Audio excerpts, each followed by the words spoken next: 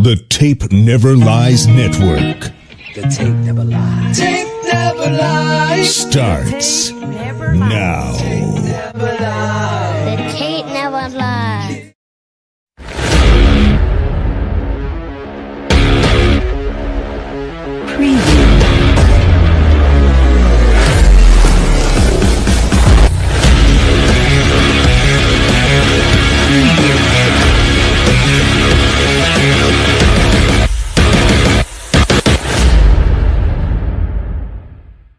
Right now, what is your order of finish at this point? Well, I like the Lions. I think personnel-wise, they're all there. The only problem is, like, I'm a big coordinator guy.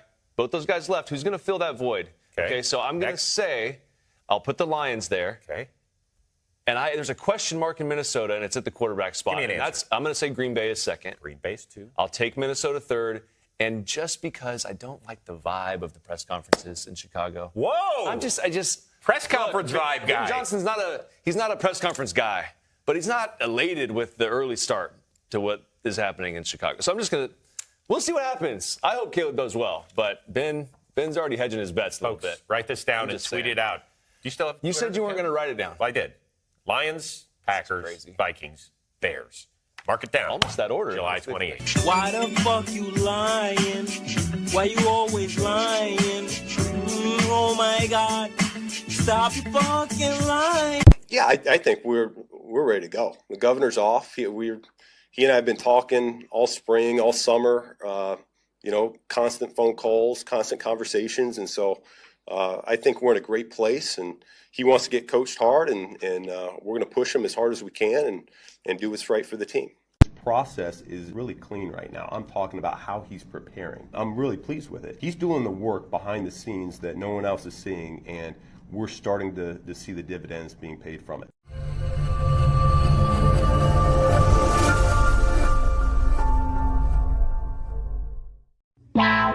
Draft Dr. Phil and the smartest man. Keeping it 100. Keep it 100. So chase greatness and start understanding that he's going to make everybody better. Tape never lies.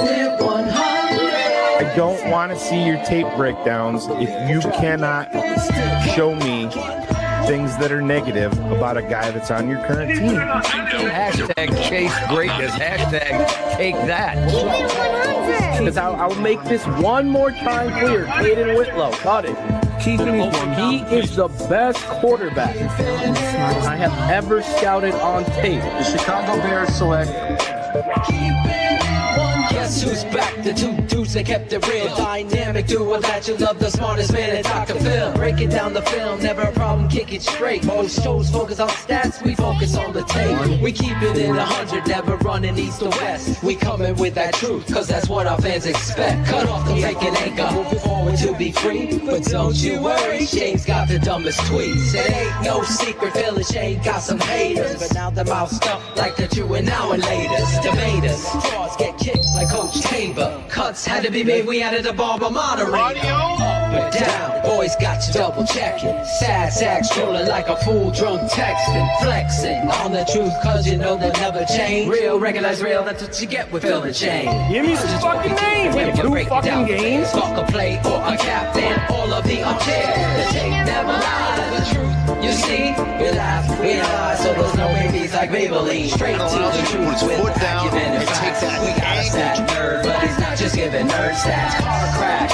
big impact like trip sack. Every Wednesday night you got the smartest man Phil back. Now we know you're smiling like a fat kid with fun dip. We're back better than ever and we're keeping it 100. Keep it 100.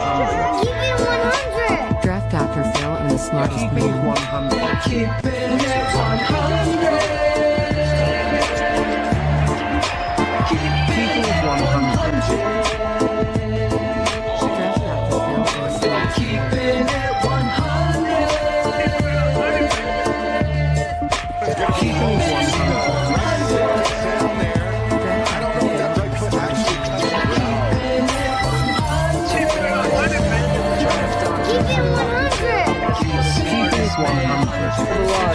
Yeah, exactly.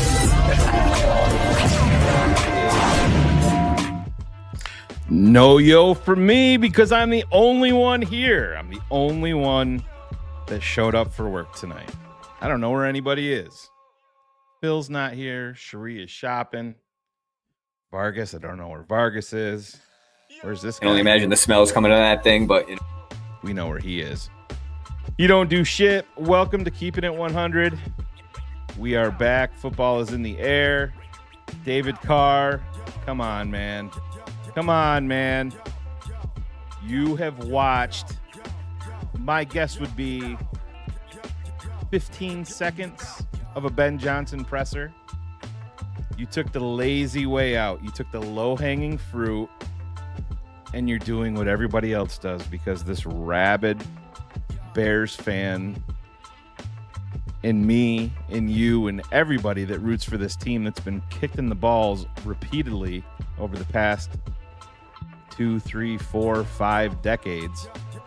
We need something to grasp onto. And now you're breaking down a presser from Ben Johnson. And not only did you break it down, you're lying about it. Openly lying about it. I didn't even play the Mike Tannenbaum response that was in a separate video. I may load that up tonight. It's crazy. But at the end of the day, guys, none of this matters. Like we talked about, none of this is going to change until the Chicago Bears start to win football games and start to win them consistently.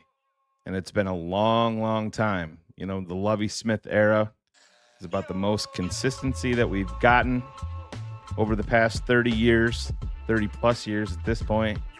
But even then, those teams had a ton of talent. They could never figure out the offense. They never had a quarterback that was as talented as Caleb Williams. Jay Cutler obviously was uber talented, but there was some other issues along the way in terms of, you know, remember the body language talk. Talent was definitely there. I just don't know if there was ever 100% buy-in from the organization and from Jay himself. But hey, I'm not going to overrate this team. I'm not going to get hyped for this team. I am in full-blown you got to show me mode. I picked them preseason to win 8 games. And if they win more than that, then that's good for us. This is a big undertaking when you are starting from, I don't want to say they're starting from the basement because this is a talented roster. I think we all know that and we understand that. But the Bears have a long, long way to go, and we see the bumps in the road. We can feel them every day in training camp. We see the monotony of beat reporters thinking that reporting 4 of 11 passing in an 11 on 11 does anything, and then they make fun of fans because they react to it. No, you're lucky you have us rabid fans, because if you didn't, you wouldn't be getting paid for what you do, getting to watch football every day. If it wasn't for us, you wouldn't have a job. That's the way that goes. So hope everybody's having fun tonight. It's good to be back. Hopefully some people will be showing up here to help me pull this show along, because doing the one-man thing is never fun, especially on a show like Keeping It 100. But put some questions in the chat, and if you guys have any quick questions, we'll do some rapid-fire Q&A. I'll throw them up there, and I'll try to answer them to the best of my ability, and we'll see what you guys want to talk about, because we're going to make some announcements for couple of changes in Keeping It 100 as we move forward. Dumbest tweets are going to be coming back. It's going to be a weekly thing again once the preseason game started, and obviously there should be no shortage of dumb tweets. It's not just going to be tweets. We're going to kind of expand it, I think, to all of social media and use video clips and everything, and address them in true Keeping It 100 fashion. What games are we going to this year? We don't know that yet, Tito. We are currently trying to lock those things in. Things are kind of up in the air because a lot of it hinges on Phil's coaching schedule and when he's going to have playoffs and stuff like that. But as soon as we lock everything in, we will be sure and let everybody know. where we're gonna do, what we're gonna do with the tailgate, and in terms of that. Sean Stewart says, Shane, what are you going to be focusing on in the first preseason game? Hustle. Watching to see if there's missed assignments and everything like that. Oh, we got one guy that showed up, not the guy that was technically supposed to be here. So apparently, Philotoshin is late, Ivan, because he's got to eat. So. But what are you going to be focusing on in the first preseason game? Honestly, yeah. Go ahead. I'm going to drop out because I think my internet connection is fucked. Okay. Well, because all I hear is you choppy as shit. I'll be back. All right. He'll be back. Hopefully I'm not choppy for you guys. What am I going to be watching for in the preseason game, Sean? Just, the way that these guys are getting in and out of huddles. It's little minor things. Everything is going to be super vanilla. There's going to be an overreaction from 99% of the crowd, Bears fans watching it, because this is what Ben. They're not going to show anything of substance in the first preseason game. It's just the way that it is. You want to see hustle. You want to see these guys finishing their runs. I want to see what Ian Wheeler can do. I want to see Roschon Johnson have a pulse this year. I want to see. I'm very, very interested to see how this tight end depth chart is going to shake out, because by all accounts, the Bears are impressed with a lot of these guys. And it's always nice when we're talking about how much 12 personnel we're going to run under Ben Johnson. It's not just going to be the Colston Loveland show. We'll see what's going on with Cole and how they plan to deploy him. Is that you better? Hear me? Oh yeah, it's way better. Way better. Yeah. So, all right, perfect. Ivan, I was just talking about them getting in and out of the huddle in the first preseason game. Sean Stewart's question: what are you going to be focusing on in the first preseason game? What about you? Same thing. It's the attention to detail on the offensive and defensive line. I'm going to be looking at those guys. That first practice, that first training camp practice, I know it was technically day 3, but it was day 1 with the fans and everything. It didn't look great, and I know we're a little bit beyond that first day, but again, you don't want to see the constant pressure on Caleb where he has to score, he has to constantly do this magician shit and then throw off kilter. He needs that pocket to be able to go ahead and go through his processes, to work on his footwork. Like you're not going to have any type of sustained success this season or beyond if you can't figure out the offensive and defensive lines. So far, everything that we're hearing from camp is that the line and the offenses are, well, the defensive line obviously has gotten the best, but that's, you would take that as with a grain of salt, because that's every preseason, every training camp at the beginning, defense gets the edge. But, with the offensive line in recent days having some success, I would say I'm looking more forward to this first preseason game than I've had in a couple years, because they have something. And then this defense, the way that they were running around and flying, I just like the way Dennis Allen has them moving about. I don't know about Dom Robb and everything like that, but so far as a whole, I think that they're doing the right things as coaches to get these guys prepared. Yeah, no, it's, great point, Ivan. I totally agree. It is going to be interesting to see. I don't think we're going to see anything exotic. It's even preseason's a little bit tough even for the defensive line to see, because how it is, Ivan. You've been around this long enough to know that everything is going to be vanilla. There's not going to be any exotic blitzes or anything like that. But you want to see. I mean, obviously Shamar Turner is going to be out. You want to see these guys get out there. So they've been publicizing Dominique Robinson. All right, you've given him momentum publicly from the coaching staff. Now, Dom Robb, you go out there and you prove it to me. If you are making plays and flashing in OTAs, I want to see flashes in preseason. go out there and make a play. But, you know, for me, like I said, it's going to be interesting. I think the Bears are going to have some very interesting decisions moving forward at tight end. I think that they have a lot of depth there that they really like. I think that they're probably higher on Durham Smythe than most people even expect. It's going to be interesting to see how this running back room plays out. I mean, do I need to see DeAndre Swift? There he is. What's up, Phil? Got a little PB&J on his lips there. Got to wipe it off there, DDP. Didn't even get to really eat dinner. Had a protein yogurt shake. There you go. Oikos. The wife isn't taking care of the husband right after the anniversary. I know how that is. It's better than those protein pancakes that Devin doesn't like. Well, he ate them all. Yeah. He ate them He poured a gallon of syrup on them. Probably did. That's how you Dev. That's the Dev way. That's how you wash them down. But I'll Phil, with me flying solo here, I just was throwing I opened it up for some questions, and I'll start a couple of them. Yeah, Shamar getting hurt is frustrating. It's just one of those things, and he's been hurt. Getting rolled up on sucks, and it's not something that you can be prepared for. It's just one of those things, and you know what?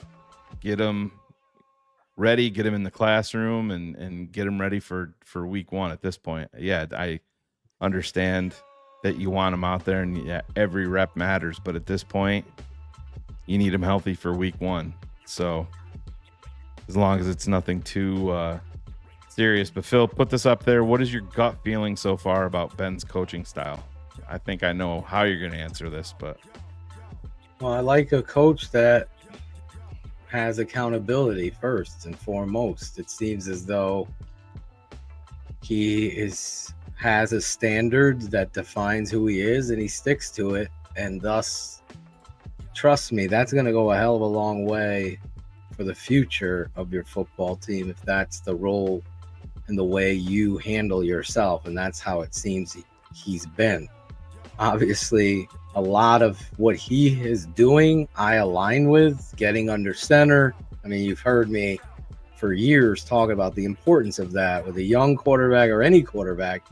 Any offense needs to have some semblance of strategy and offset some gun stuff with under center. Finding your identity by running the football and action game off of it is a young quarterback or any quarterback's best friend in the passing game, and he's obviously made that a priority. And then him going out there and telling you, despite the narratives from the media writers and how in depth they write, it's so amazing how in depth they write. But if you pay attention, that I'm going to fill him with as much as I can to try to get after him, to make him and his brain absorb and be challenged, because that's what the good coaches do. And that's what helps a young quarterback ascend, is that you give him as much as you can possibly believe.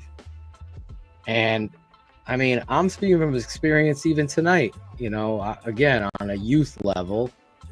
I'm out there for the second practice and we're running plays already. I'm throwing formations at them and they are absorbing it, even to the extent where I'm praising them. I'm like, I cannot believe in all my years of coaching that these kids are able to do this on day 2 of practice. And that's how you should handle your football team, with that kind of expectation. And that just feels different from any other coach that we've had since Mike Ditka. Yeah, they talked about, everybody was piling on when they said that Ben Johnson got up in the face, Burden, and removed him and all of that. And you heard Tom Waddle talk about it today He's like, guys, he wasn't up in Burden's face. Burden didn't line up correctly. And Ben Johnson is a professional football coach. And he coached him up and he held him accountable and sent him to the back of the line just like he should. And little things like that is what we've been begging for from a professional football coach. I would just say it's a little bit because I feel like the media is trying to reach for something because this is the second time. 100%. This is the second time they've overstated, what happened at practice, and it's like, hey man, we don't need you to fluff it up. He'll go ahead and show us if he's fucking pissed off during a game. We'll see it. Just be honest about what happened. He took Burden off to the side, told him you weren't ready, told him be prepared, and that's that. Throwing teams like the throwing the first team off the field, like stop using such hyperbolic language when it wasn't that. Like, right. Ben even said that was bullshit. He's like, yeah, guys, we're on a time restriction. I think at that point they had 95 minutes on the field that they were allotted, and he's like, if we did this again, it was going to remove all of the reps from the second team. And they needed some reps. The reality is the Chicago media have never seen a good coach. They don't understand what the reality of accountability is. Right. Whether it be the fact that he has to explain it. I think back to, Eberflus or Nagy, one of these shoe salesmen, freaking yelled at a player. And remember Pat Finley and them making a big deal about it for like a week? Like, oh my God, you yelled at Mitch. Or whoever it was. Right. Yeah. How did he handle that? Like, whoa, this is the world that the Chicago Bears football organization can't swear. Yeah. We're soft as puppy shit. We get soft players. We choir boys. Are they frat boys? Did they go to BC? Let's sign that. Whatever it is, it's got to change. And Ben is seemingly the one to do it because we all know where this franchise has gotten to.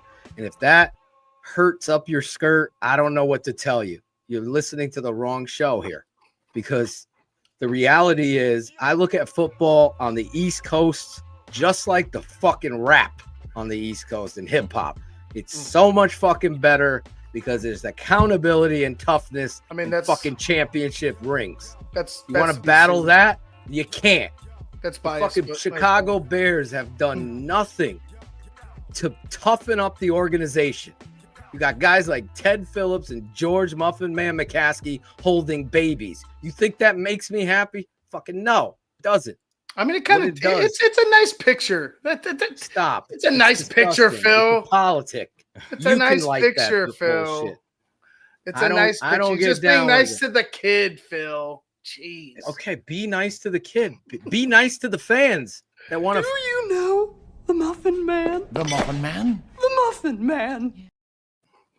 Little baby, Phil. I can't tolerate the fact that the Chicago Bears think there's some sort of fucking CIA secret ops that no cameras allowed beyond this point. Like we're in a fucking museum. Phil, you and I talked about it with Greg, and I don't even know if people saw this. The Bears, I don't know if it was the Bears TikTok or Instagram, if it was an Instagram reel. One of the Bears social media directors went up into the stands at training camp with their phone and showed fans holding their phones up towards the field, taking pictures and recording stuff. And then, that sign, Ivan, you were there, that says, you can't use. Mm-hmm. So there were social media director said they don't even know they don't know that I'm here and I work, I work for the Bears. So that's showing you how goddamn vindictive they're taking people from the organization, the social media department, putting them up. All right, we got this guy with a handlebar mustache wearing a Bears hat in row 4 over here, and he's recording things on the field like it matters. You've been one of the most pathetically run franchises and football teams for a long, long time. Some guy going there with his son or some 50-year fan recording something because he may not get to go to training camp ever again.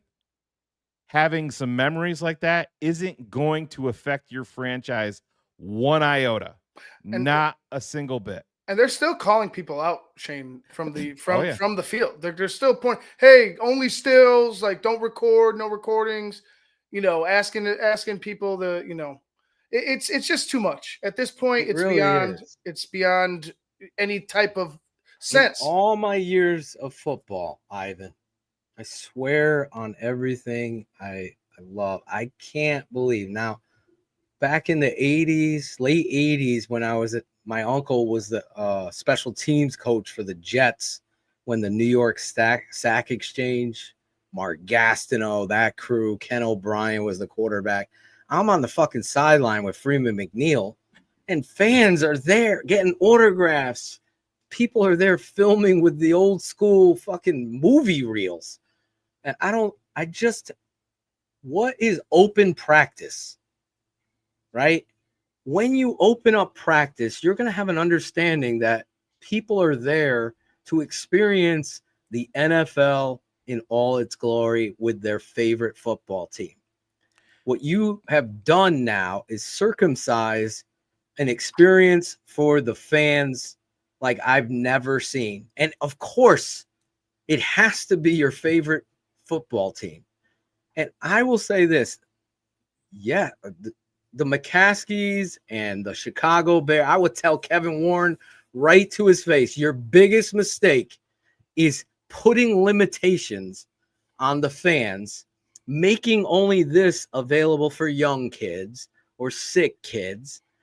You don't limit, you embrace. You don't put your practice going on over there and the fans 2 blocks away with all of that is such ignorance on so many levels, because the definition of open, it's almost like after dark, the same kind of shit. What is that? Open means it's open to watch, take pictures, get an autograph, film a highlight of some guy in shoulder pads and shorts. There's no trade secrets going on. We continue to have to educate the Chicago Bears. And some of these blog boys and other podcasts are going to say, they're meatball. You're worrying about the wrong shit. No, I'm not. Shit trickles downhill. It goes right into the basement where the foundation is. Some liquid shit. I mean, and that's the sadness that I deal with when I look at, you know what New England does, Shane? They open it up. Guess where all the fans sit? Right on the fucking field. Well, where does the media sit? Ask over Ivan, to the other ask side. Ivan where where the offense was when he was there. No, it's on the opposite end. So there's 2 fields, right? Then there's Hallis Hall. You have the fans that I know. Thank God we have our little shade now, our little fucking little overhang. The fans are mainly in these 2 bleachers on the far end, like away from Hallis Hall. All the real action, the 7-on-7s, the fucking end zone drill, 2 minutes, all that shit happens on the field closest to Hallis Hall. So pretty much the fans are watching like individual drills, some fucking special teams here and there. Sometimes they'll mix in the offense and defense real quick in front of the fans. But it's like, why aren't we watching the meat of it? Why aren't we watching when both offense and defense go together? It should be in front of the fans, not in front of the fucking, and I get families there too. That's cool. But you segregated the family and the very important people or whatever from 100%. The actual fans. So guess now what? Who's getting all the action? The people who've seen it, the corporate people are getting the nice action of it. Exactly. They're such hypocrites. And I'm sorry if that hurts you. I'm sorry, but it's the fucking truth. I've been around this franchise. It's honestly disgraceful. It's no different. I'm sorry. I'll continue to beat the drum. because the slowest person can't understand when you have a culture that identifies the smallest thing as the most important thing to stop, you have an issue, because the big picture, winning, putting football fucking players out there, isn't as important as no swearing, no filming. No, oh my God, these guys are high donated. They donate a lot of money. Put them right in the front row. Fuck the fans. That's no, we love them. I'll hold the baby for Ivan. He'll fall for this shit. It was a nice picture, Phil. Jesus. No, it's a baby. It's the muffin But mentality. that's the thing. I mean, think about and being let me just beaten answer this guy. I'm sorry. Yeah, Shane. go ahead. Guess what? No scout gives a fuck about what they're doing at 11-11, 7-on-7. They're there anyway, bro. From wherever they want, they could be there. They're going. Guess what they get? All 22 tape. Stop. You're not worried about scouts. Trust me when I tell you that. You're not getting an advantage on July 30th. Well, here's the practice. Here's the thing, Phil. Here's Minnesota Vikings. Here's the mic drop on that nonsense. Worrying about a scout at training camp. Scouts are at every single game you play during the regular season, which is infinitely more important. 100%, bro. It's embarrassing.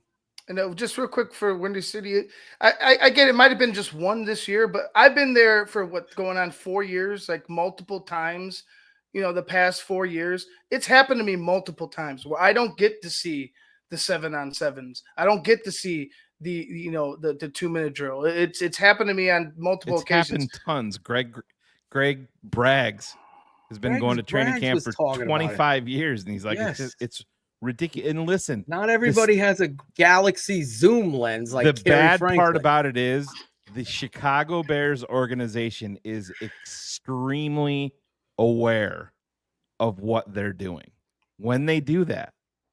Thank you, Shane. I think you should say it again for the people in the back, because it's again going on the small thinking mentality. Let's worry about Byron and his family who are there filming the practice. Windy City, this is the thing, that this is the Bears love fans like you, because you're going to buy into all of the nonsense. You're going to defend them. They know when open practices are. They can rotate the field. So, hey, on Wednesday, it's open to the fans. We want to make sure that they're up close and personal with them. Here's a guy that's been to God knows how many Hallis Hall, season ticket holder. It's embarrassing. Guess what? Open practice. I'm going to talk to you guys like I'm the coach of the football team. This is what really happens, okay? I know George didn't want it on Hard Knocks, but I'm going to be Ben Johnson. Okay, I'm addressing my football team. Guys, we fucking got open fucking practice today. Open practice. You know what that means? There's going to be Sally, Karen, about 400 Karens, and about 5,000 fans out there wanting to see you. I need every fucking one of you to take some time out of your day, whether it be before or after, to go over there and sign autographs. What we're going to do is very vanilla today. We're going to get after it. We're going to do what we normally do. But I want these fans to see how hard we fucking work.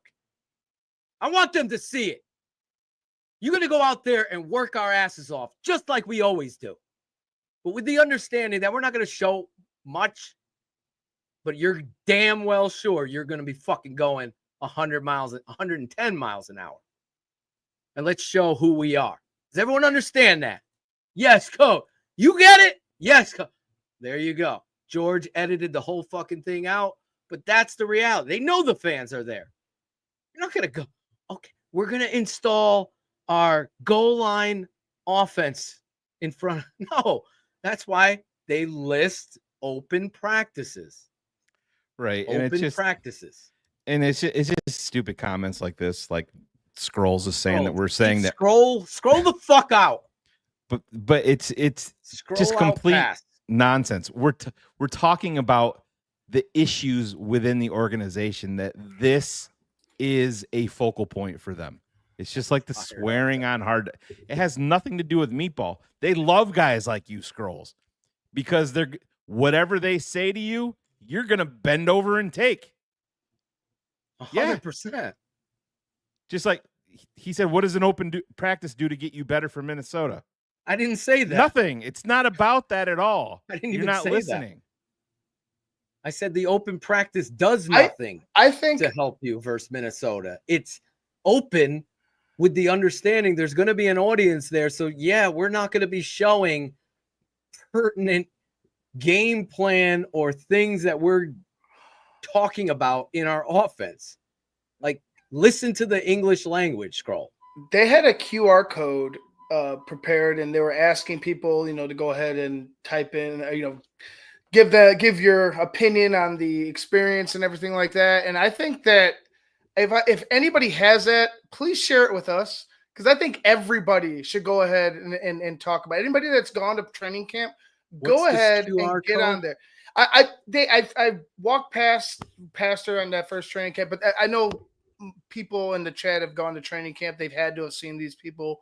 They're holding a QR code. They're asking people to give their critiques and their opinions and stuff. I think if anybody has that, share it, because there should be people, real fans that go there every year, season ticket holders like Sean Stewart, me when I'm luckily, thank God, some of the fans help me out with, or Ronnie helps me out with a ticket to get there. But being there, it doesn't seem like it's getting better. It just seems like the same thing. And in particular, when you want to watch the players and you want to watch the team, and they're on the fucking opposite end, that's what really irks me. Sorry with the earmuffs, man. I don't know. Do we have this Dark Mind song? Because I didn't see it. Yeah, just the I can look it up. It's not. I mean, she just asked about the honey bears, and George is like, no. Oh, so a reporter did, or no, a fan? it was a fan. And he goes, what? No. I mean, that simple. But listen, that's the easiest lob ever. I mean, did you expect anything else from George? What do you expect from this freaking? If they had Little League umpire, they would be in fucking snowsuits. There should just be like a fan club of dancers that just call. Like, I mean, there's got to be some rules. You know what I mean?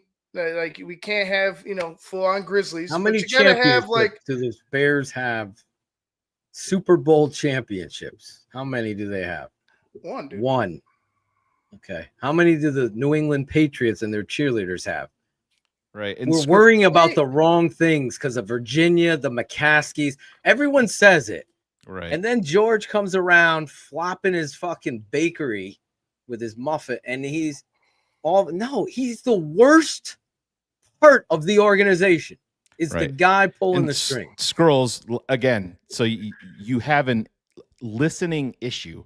We started off the fucking show talking about this. None of it matters until the Bears win on the fucking field.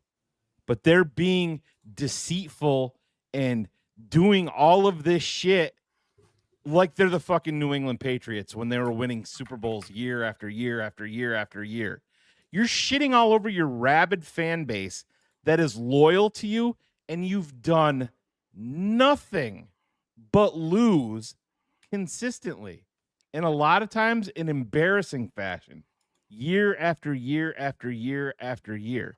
So even if you don't like hearing us pointing out the flaws, then don't listen, bro. That's all I can tell you. Like Phil said, scroll along, go listen someplace else.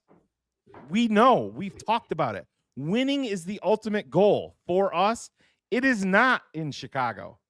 It hasn't been. Hopefully this year is different. But there's a lot of red flags saying that there's a lot of things that are status quo that the Bears have done forever, and they're still doing. We hope it changes. I just think people have to understand the Green Bay Packers, they don't do that shit. You want truth? They're right up your ass. There's the reality. Their fucking fans are riding bikes with these guys. Right. They're on and the it's not field fuck filming the fan everything. scrolls. We weren't that way. We were done. We told everybody.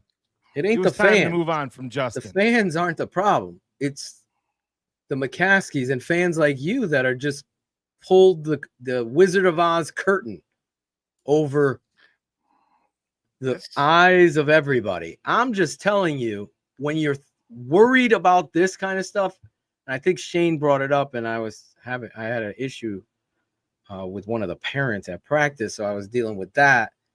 But here's a member of the Chicago Bears media department making a video as a spy on fans that are filming. And it's like, what? Go fucking film highlights of the practice that you don't give anybody.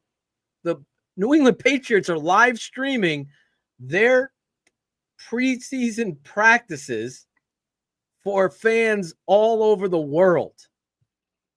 Because guess what? Those open practices that are live streamed are about doing what?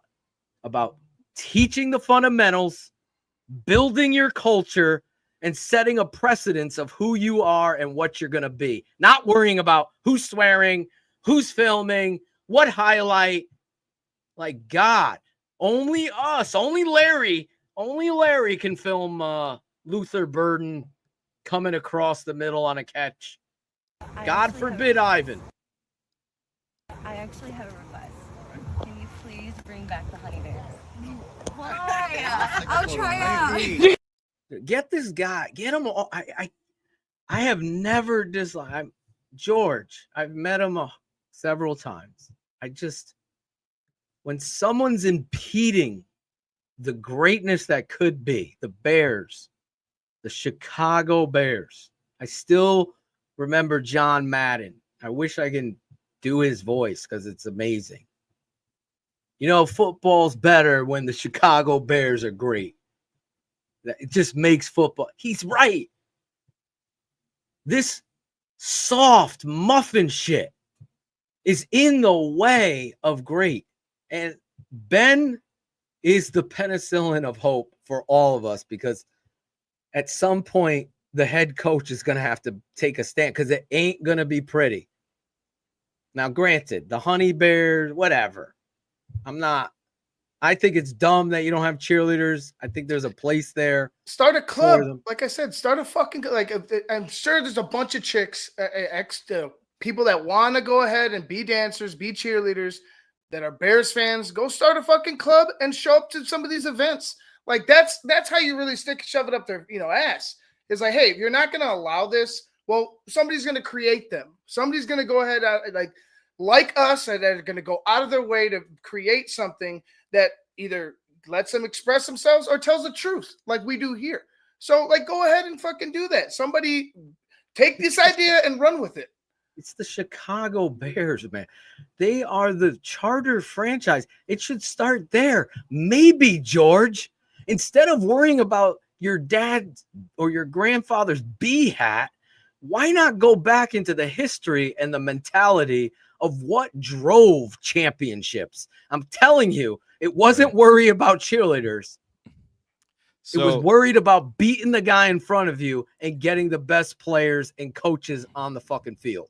That's what it was. Let's put a bow on George and all of that bullshit, because unfortunately, that stuff is not changing anytime soon. So let's change our focus to some of the guys on the field. To start off the show, you guys weren't here, so I'll play it right now. We can react to this. I have some a new clip here of Kurt Warner talking about Caleb Williams, some stuff from last year and this year, what he disliked. But we talked about this. I guess David Carr was on with Adam Rank and Braggs on the Sick podcast, and he came on. Probably didn't help himself out too much from. I haven't watched that portion of it. But was there any accountability held by our colleagues? No, but just so everybody knows what happened, I I put this. This is how I started off the show. That's a drop, Greg. This is how I started the show tonight, but we'll just react to it. Let me play this again.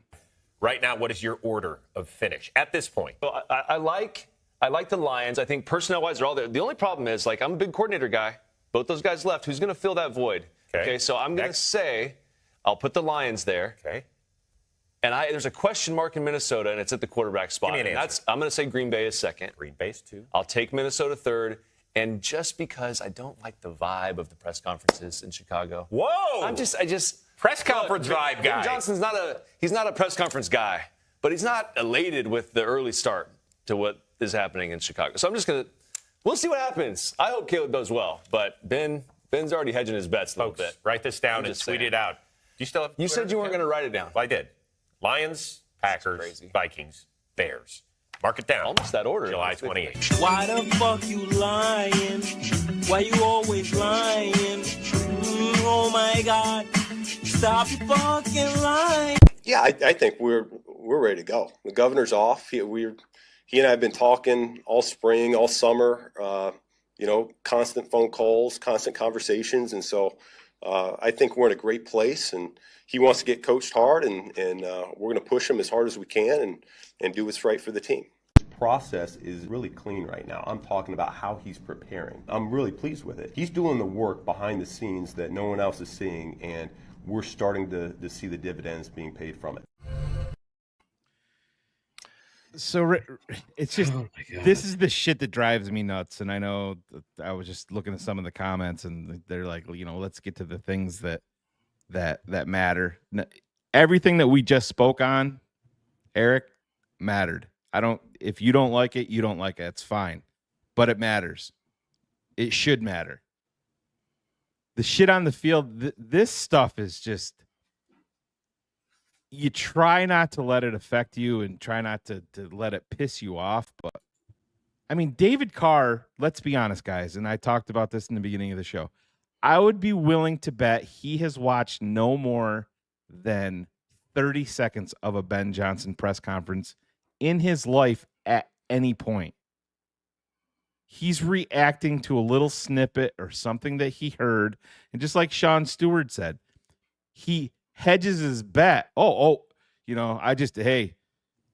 essentially said Ben Johnson doesn't believe in Caleb, but I hope Caleb does well. I like him. That's what he was saying tonight with Rankin Braggs.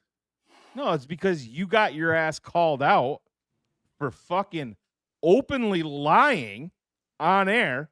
If you go back and you watch that, he even says to his host there, "Oh, you said you weren't going to write this down." Yeah. So why the fuck are you saying it? I don't know how he's got a job with the NFL Network, to be honest. I think that was just embarrassing and completely Skrulls lives for that kind of shit, because it's the misinformation of the fan. And I'm not talking about the passionate fan like Creighton and Brian Crow and our fans, basically, who I will stand up for our fans. They fucking understand and listen and hold people accountable for the truth. They're speaking to the fan that's just not really paying attention, but is paying attention. Their fantasy draft, they're a Bears fan, their fantasy drafts in 2 weeks, and they watch it like that. And they're taking what this guy, it must be true. He's on the NFL now, he knows. And it's just constant. It's not even clickbait. It's just constant, ridiculous takes to kind of form a show that's supposed to be entertaining, and that's the only credential that you're wanting. It should be educate your NFL Network. Have some fucking standard. Have some standard where you're going to have someone that actually watches tape, that understand. We're not going, what's his name? What's his name? The GM, Tannenbaum. Oh, he must know. He was a GM. No, he was a shitty GM. He was a good old boy network hire that got hired twice, failed everywhere he's gone. But now you're giving him a platform. traded for Tim Tebow. How does he analyze quarterbacks? What made him the general? These things are happening over and over. I find myself in a situation sometimes. I have a platform. It's called the Tape Never Lies Network. If you pay attention to Dennis Allen's fucking speech in his presser the other day, he ends the whole presser when, I don't know, one of these fucking stooge reporters asks him a question about some player, and he's listing off players that have impressed. And then he goes, you know what it's about? You know how I do it? Because they were talking about, what's his name? The second corner. What's his name? Why am I drawing a blank? Number 29. Tyreek Stevenson. Is Tyreek Stevenson now your number one corner with JJ? Blah, blah, blah. He goes, you know what? I look at the tape. That's how he ends the fucking presser. Go back, watch it. That's what this network is all about, because nobody, not one of these blog boys, can step foot on this network and say, oh, you don't know what you're talking about. You don't watch it. You don't know. Yeah, I do. That's why I'm prepared.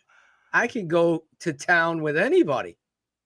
Anybody on the NFL network has no fucking knowledge of the Bears to the extent that we do, because they're not focused on it. They're not putting 10,000 hours in on it. No. I watched every fucking play 20 times, 30 times to cut it, watch it, look at it, see what's going on. Why does Ryan Bates miss his assignment? Is he coached wrong? He's stepping back. Why is he stepping back? These things we're showing you here because they are issues. So that's the evidence of the smoking gun of why I can say Chris Morgan sucks and battle with Ryan, my boy David Kaplan, back and forth for fucking 2 days. I don't give a fuck if one of the players tells you he's a good coach. What do you think they're going to say? Now he's a bad coach, right? But the tape told me that he was a fucking terrible coach. And I showed Sean Stewart, Kerry Franklin, John Santino, Drew Black. I showed you this. This is why. How is this not? And then you have the bigger picture, like Dan Orlovsky just putting the umbrella. Caleb, he can't do it. He can't do it. He's done it in chaos. He's done it in chaos. So imagine when you have some sort of semblance of a pocket and a schemed to get open play. I mean, look at the play against Jacksonville where he double screen fakes and hits the tight end, Cole Kmet, for a touchdown. Cole actually drops his pass. You remember this play? Yeah. Guess what that is? That was in London. Schemed to get Cole wide open. When we watch tape of the Chicago Bears, there's maybe, I'm giving it a guesstimate, 25 plays on the season last year that were schemed to get open. You know what Caleb did? Despite that, his numbers, his play, you want to talk about sacks? How many of those guys are in the fucking league or on a team that were blocking for him last year? There's no perspective that goes along with these big quotes from our lot. The play I always go back to, Phil, is the 4th down to Odunze against Green Bay. When you go back to Caleb can't play in structure, just go back and watch that 4th down play to Rome Odunze on the sideline. On it was like 4th and 12, and I think they got like a gain of 15. Just go back and watch that. And I know, do you guys want me to play the audio from Kurt Warner? Sure. So this is on the Rich Eisen show. His audio on, or are we going to get dinged for this guy? What are you doing? I don't know. Do you want me to not play it, or can't you just put audio up? No, it won't let me. I thought you could do that. Yeah, you can. Yeah, you can. Play it. Go like this. Play and it. Play it. Yeah, play it. See if I can hear it. Are you playing it? No, not yet. I believe the pure progression can hear it. type system can slow a quarterback down because he's not reading kind of two Per guys at corner. once and not able to get through things faster. And that's what Chicago did most of the time last year. And I felt like I feel like it hurts quarterbacks, but I felt like it really hurt Caleb Williams. And he got caught holding the football way too much, leading to all of those sacks and all of those issues. Okay, bring in Ben Johnson. Now, Ben Johnson does a version of pure progression type offense as well. But what I love about what Ben does is that he ties his pure progression type offense into concepts that could be more defender read type concepts. So you're still reading it in a particular order, but it's designed around still putting that player in conflict. And I'm interested to see how that meshes with who Caleb Williams is that you still have your progression, but can he get into some more of that defender read and play the game faster? I think he's done that in college numerous Ben has a times. great system. I really like what he does and how Do you he like builds Ben's his system? offense. So I'm excited about that marriage. But I think it's going to give us a better chance to see who Caleb Williams is and what he's capable of doing. And can he play the game faster? And, we go back to college and he was so dynamic and so good, and especially good at creating and good, making though, these in special college? plays. We need You him sure? to play more on time, Kurt, on schedule, and making those kind how of training in the throws, past which he would didn't you do very well criticism? last year. I think this system's going to give him a chance to do that better, and it's going to illuminate for all of us who Caleb Williams is at this point in time in his career, where last year I just felt like he was behind the eight ball and he was playing slow, and I don't believe the system helped him to play faster. Nothing in the system helped him, but you thought he did because you're not giving him the benefit of the doubt. I think what he's saying, Phil, is that he feels like the system last year slowed him down. That's what he should say. Yeah. But do you see like the play of both sides? Very political like. But that it's not taking the big picture into it. Right. You're doing that for Jaden Daniels 100%. Why? Because there's more wins on that side. So it's easier to be positive. Well, how could you be positive about Caleb unless you have a fucking honest? Phil, but it's the way that it is, Phil, because it's a hot, divisive topic. Cap went on an ESPN show in Wisconsin, and the first question that he was asked by the host, the female host, was, listen, how many years are you willing to give Caleb Williams to figure it out? He's played 17 games. He's had 1 year. Three head coaches, and what? He's on OC number 4 right now. But again, it's things like that and things like this that people will see on TV, and they look and they assume that Caleb Williams is completely lost. He's not bought in, and he's just awful.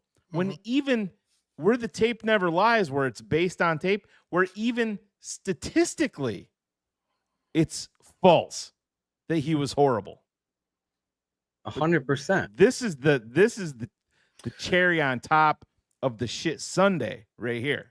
How are we doing this? How are we going to give patience to Caleb Williams? The first overall pick, touted as a generational prospect who now has everything around him, and we all agree. They fired the coach because that was the problem. They brought in a new coach. I cannot remember the last time we gave the first overall pick this much latitude when it came to... Jeff, I'm just telling you, talking to quarterbacks over 25 years, when you have to play with your back to the line of scrimmage and people like Bart Scott are trying to hit you, it takes a minute to get used to that. And I'm not saying... Yeah, no shit. Guess what, Mike? Oh, my God, Jeff He's Darlington, played you are a not fucking a single moron. fucking game. Not a single game under Ben Johnson yet. And the listen, who are we to give this kid all this platitude? I mean, what are you talking about? Foolish. Ben Johnson is a better reporter than Jeff Darlington. That is a pitiful display of complete and utter hate mongering. Yeah, Muck gaslighting. Muck hit it out of the park. He was a number one Really? pick. What in the world are you? It's year 2, and last year, maybe Jeff Darlington was the guy calling Matt Eberflus the terrible head coach. There's no credence to what that situation is. It's not an excuse. Like, I hate these fraud boys that are Phil and Shane giving this is going to be an hour long of giving Caleb Williams an excuse. You have to understand what the tape said is the opposite of what the national mid as fuck media is selling you. What these former backup quarterbacks that are getting paid to get clicks and views, so they're going to gaslight a fan base that completely had to stand out in the front of the first overall pick and select him. Mind you, every fucking team in the draft, number 1, would have taken Caleb Williams because that's the truth. If Washington had the number 1 pick, they would have drafted 100%. Caleb Williams. 100%. It's not even a discussion or debate. Stop playing this fucking look game. at all. Listen, Bryce and yeah. So I'm just gonna play off Adrian's thing here with Bryce Young. Bryce Young was essentially written off, cast away, got benched by his new coach. Don't forget that. In the middle of the season. Came back, had some good games, nothing earth-shattering, but that now he's on a national pedestal with most people. Let's just base it on numbers again. How many passing yards did Bryce Young throw for last year? 2,400. How many touchdowns? 15. How many picks? 9.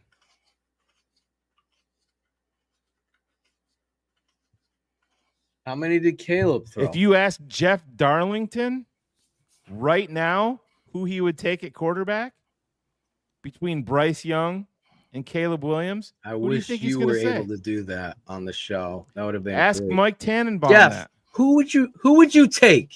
Your job's on the line, you shitbag. Caleb Williams or Bryce Young? Yeah.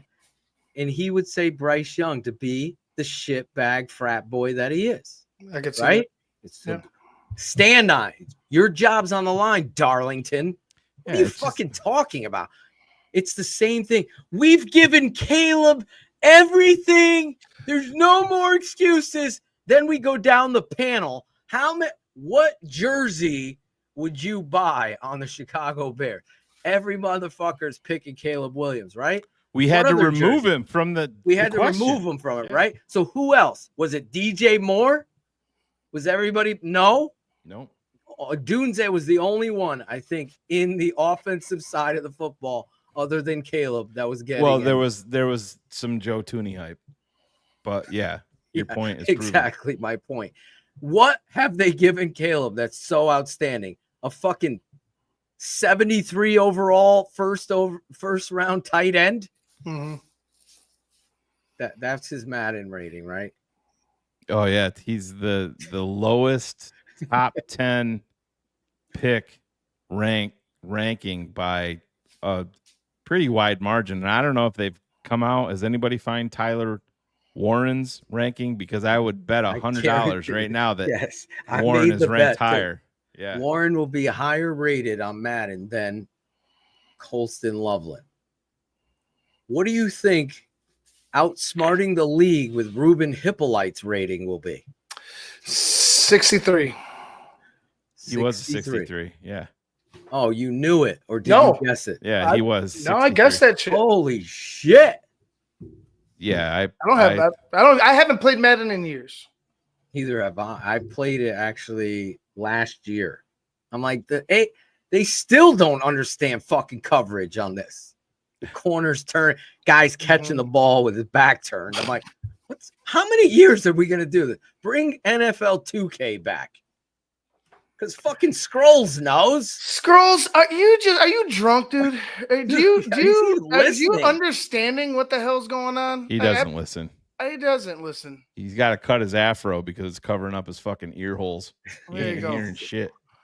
He's had the same fro since that age. Look at that. The Madden rookie ratings for the Bears, the highest ranked rookie for the Chicago Bears is wide receiver Luther Burden, 76. Colston Loveland, top 10 picks, 73. Shamar Turner, 72. Running back Kyle Munangai, 71. Trapillo, 70. Frazier, 70. Ruben Hippolyte, we were wrong. It was 67. Luke Newman is a 66. Major Burns, 63. And Tysheem Johnson is a 63. Well, at least we didn't draft a kicker. Bullets did. Warren is a 75 Yeah. overall. Shocker. Yeah. There you Shocker. go. Thank you, Nathan. Verified bias. So Scrolls, just so you know, we're actually bagging on EA. So thanks for catching up with us, buddy. Wow. It's called sarcasm. It's come on.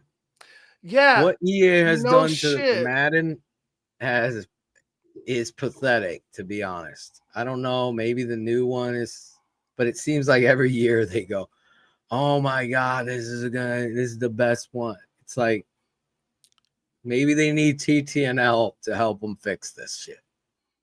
Because I know when your corner is jumping up on a flat route, but a guy on him is running a fade and the safety's down in the it's what are we doing?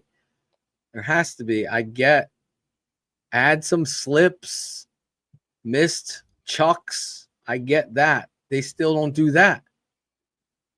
So, I don't know. Not a fan of Madden. I hope the contract goes back to the old days where, what was it? NFL Game Day, 2K. They had several that had the NFL players contract and the NFLPA contract as well as NFL contract, and they were all allowed to use the license and make the best possible game imaginable. And 2K stands up to what this shit is today. It's just not as good as graphics, but at that time, I mean, the gameplay, you can rush the fucking passer. You don't have some schlep boy blocking you, holding you for fucking 20 minutes. And how about the quarterback? You're playing a fucking 10-year-old dropping back 40 yards and throwing 60 yards on a dime downfield and a wide open fucking Taylor Gabriel. Taylor Gabriel's wide open. Doesn't even fucking play in the league. Had to get all my swearing out tonight, Shay. Yeah, we couldn't do it the other night. That was for sure. Great show, though. It was. Yeah, it was fun. Adam excited. Talked about it a little bit tonight when he was on with Greg. Yeah, and his Adam Rank Sick podcast. Yeah, Greg Braggs, Adam Rank of the Sick podcast. Greg Braggs of CHGO, Shane and Phil of TTNL live Monday nights on CHGO's After 8 Dark. 8 p.m. East. It's a lot of fun. Yeah, it was. It was a lot of fun. A little bit different format than we're used to. You talk over 45 seconds. You get a scolding from Greg. Get a scolding, yeah, from Gregory Bragg. But yeah, listen, it is what it is, and end of the day, none of this shit, the Madden rankings, the Honey Bears, none of that shit is going to take precedence over the product on the field.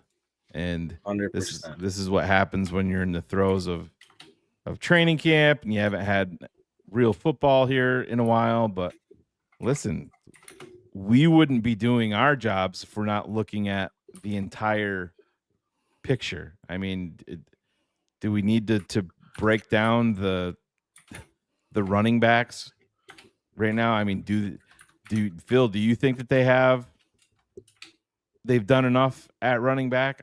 I don't. No. I don't think Ivan does. I know you don't.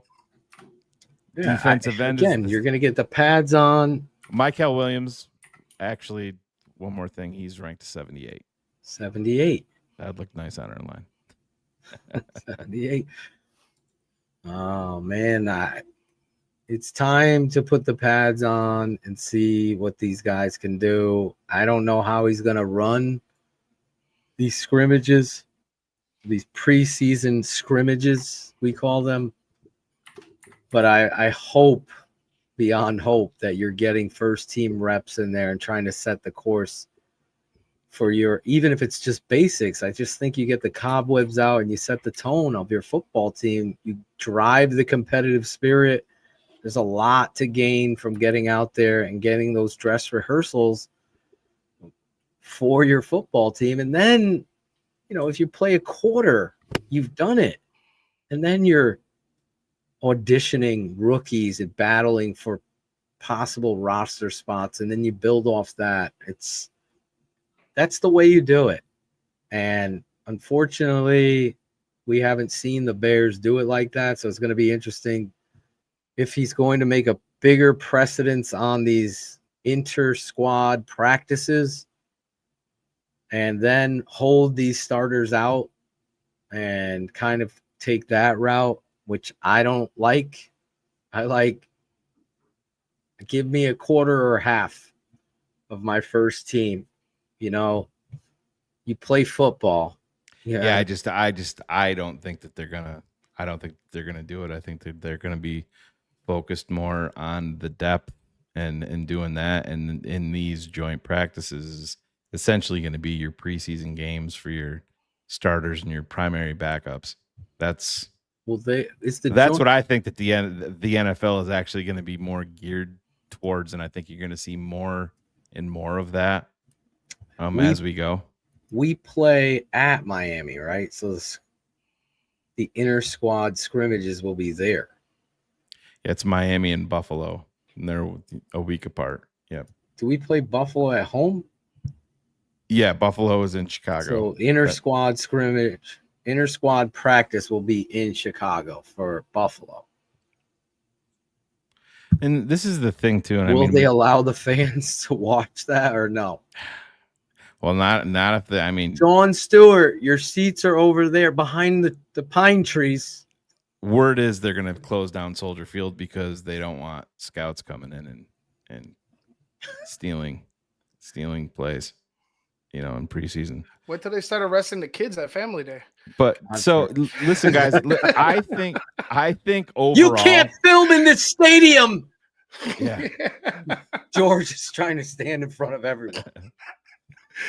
While we're talking about the running backs, I think that does DeAndre Swift have his warts? Yes, I think he does. I think he's got not a vision issue like he needs glasses, but he's just running back vision. I think he's subpar there, but I also think he's getting a little underrated by a lot of Bears fans. But one thing that I just want to have everybody pause on is everybody, Swift is going to have this massive year under Ben Johnson and things like that. And it's just, there's a bunch of them here.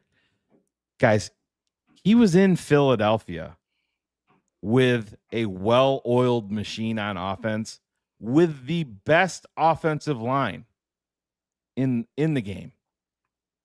Probably their second team offensive line at that point was better than what we had out there for starters. True story, by the way. And DeAndre Swift kind of was who he was. Had a nice season. Massive monster year? No. Is he the starter in 2026? I think very unlikely. He won't be on the team in 2026. Right. Yeah, I don't know either. I look at the Chicago Bears running back room, and it's very jumbled. And if you were going to give it a grade, honestly, Monengai gives you like the wild card hope, right? Like, I like what I saw on tape. I like his aggressiveness. His inability to fumble the football is really underrated in regards to how many carries he had and 0 fumbles in college. That is something to really not pass over. That's impressive with the amount of times. And he led the Big Ten in rushing with some great backs in the Big Ten. And he played for a shitty team. It's almost like the Caleb Williams effect. Yeah. You're playing Rutgers. You know who your focus is going to be. Exactly. You got to stop Monin guy. He's their offense. And then they go action off of it, and they weren't able to stop it. So there's hope there. So whatever scout was pounding the table in the 7th round for the guy, like, I'm not going to lie, I had a huge grade on Cam Scatterbo. Everyone knows that who watched it. I thought Senior Citizen Bear, we've been talking about football. I don't know. Like Maybe I was saying, maybe he's starting on. I don't know. He's been talking drinking about the it the entire scrolls. time. That's what he's been doing. They're both drunk. I don't know. I'm with the fans here. It seems like we're in the C plus. If Monin guy, for the running back depth chart. If you were great looking at this as a whole depth thing, I will say this. I think, and this is not a shot at Ian Wheeler. I think DeAndre Swift is a little bit underrated overall by Bears fans.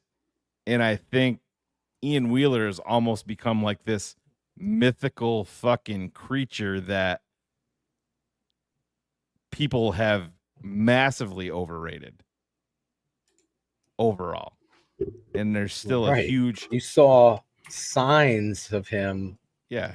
Pass pro needs a big improvement. He improved on it in the preseason, a little amount, but I don't know. And I'm not sticking up for him too, because I'm not a big fan as I used to be. But to me, Roshan Johnson looks lighter and quicker in some of the things that I've seen so far. Does he look lighter to you guys? Or did you notice that when you were there in person, Ivan? Not really. He just looks lighter to me. He looks like he's in better shape. The one player I saw that actually made an impression on me physically was Pickens. Pickens looked a little bit bigger than I've seen him in the past couple seasons. Like, he's gone into the weight room like and more muscular.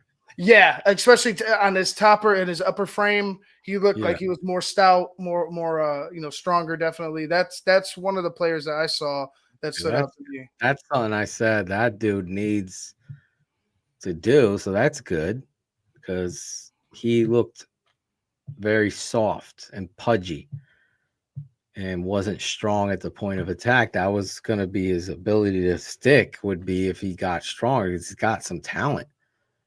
He just isn't physical enough.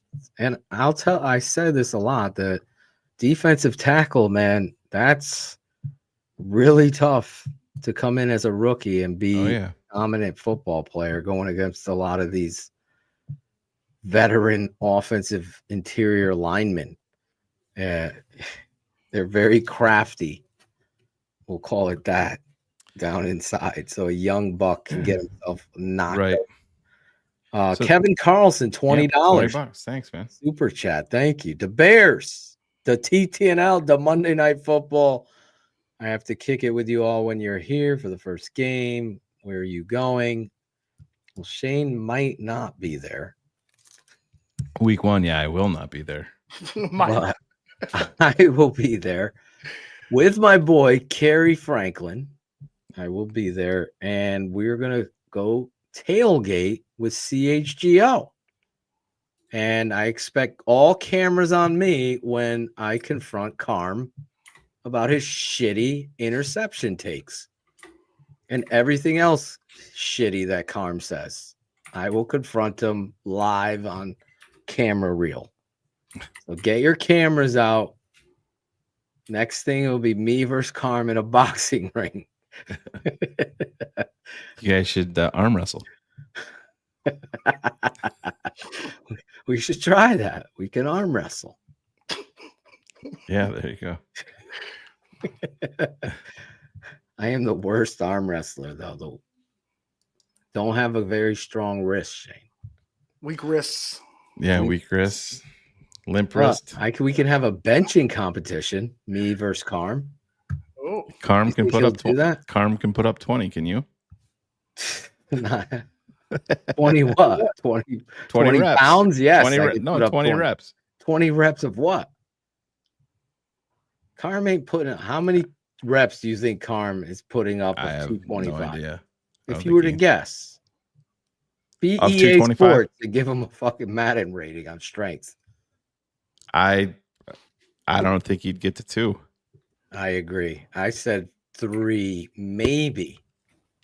So I know I got his ass beat. Start training, Carm. So on the Sick podcast, I left a comment that Adam Rank highlighted and had Greg answer. I asked, did you? I asked Greg Braggs, Greg, what did you see on tape to get you so excited about Ozzy Trapillo at left tackle? Cheeks got a little bit red. The pimples. He started smiling.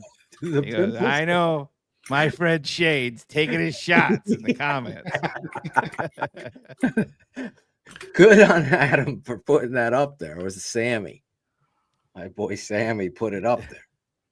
But no, and listen, that's why we love Greg. And listen, everybody, I want Ozzy Trapillo to come out here and play great. But I mean, they were talking about the guy that surprised them the most isn't Braxton Jones and isn't Ozzy Trapillo.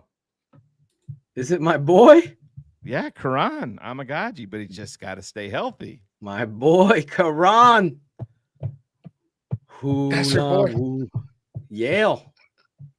Yeah. You didn't hear me the other night. You weren't there. No, you were at the Yale game, though. No, right? I was talking on the show with Adam. Totally sold Shane out and thought he was just going to sign with Phil. Obviously, he's just going to agree with Phil. Yeah. And I said, I am pulling for Karan Amagaji to win the job. I thought he got fucked over. I thought obviously he was drafted injured, missed all of camp, was playing a backup role, trying to get back on the field. That's the thing, and that's something that's good enough to talk about right there, Phil, is that I don't want to go back to last season and Eberflus and all of that, but there's no fucking way in hell that the Chicago Bears are putting Trapillo or Amagaji in that position under Ben Johnson. 100%. And that shows you that's a great everything point. that you need to know about Chris Morgan and about Matt Eberflus. That, guys, don't forget, that was their game plan. Mm-hmm. Let's 100%. throw this guy that's had no camp, had a major injury to his quad. We're just going to put him out there on an island on national TV in prime time. Not even have a plan to like help protect the No quarterback. chips, no not nothing. just him. Yeah. Guess No what chips, happens no with a tight ends, rookie? Nothing. No chips, no wing, no H-back, no Nothing. fullback, nothing. Just put Karan on. Listen, kid, we drafted you in the 3rd. Get after it.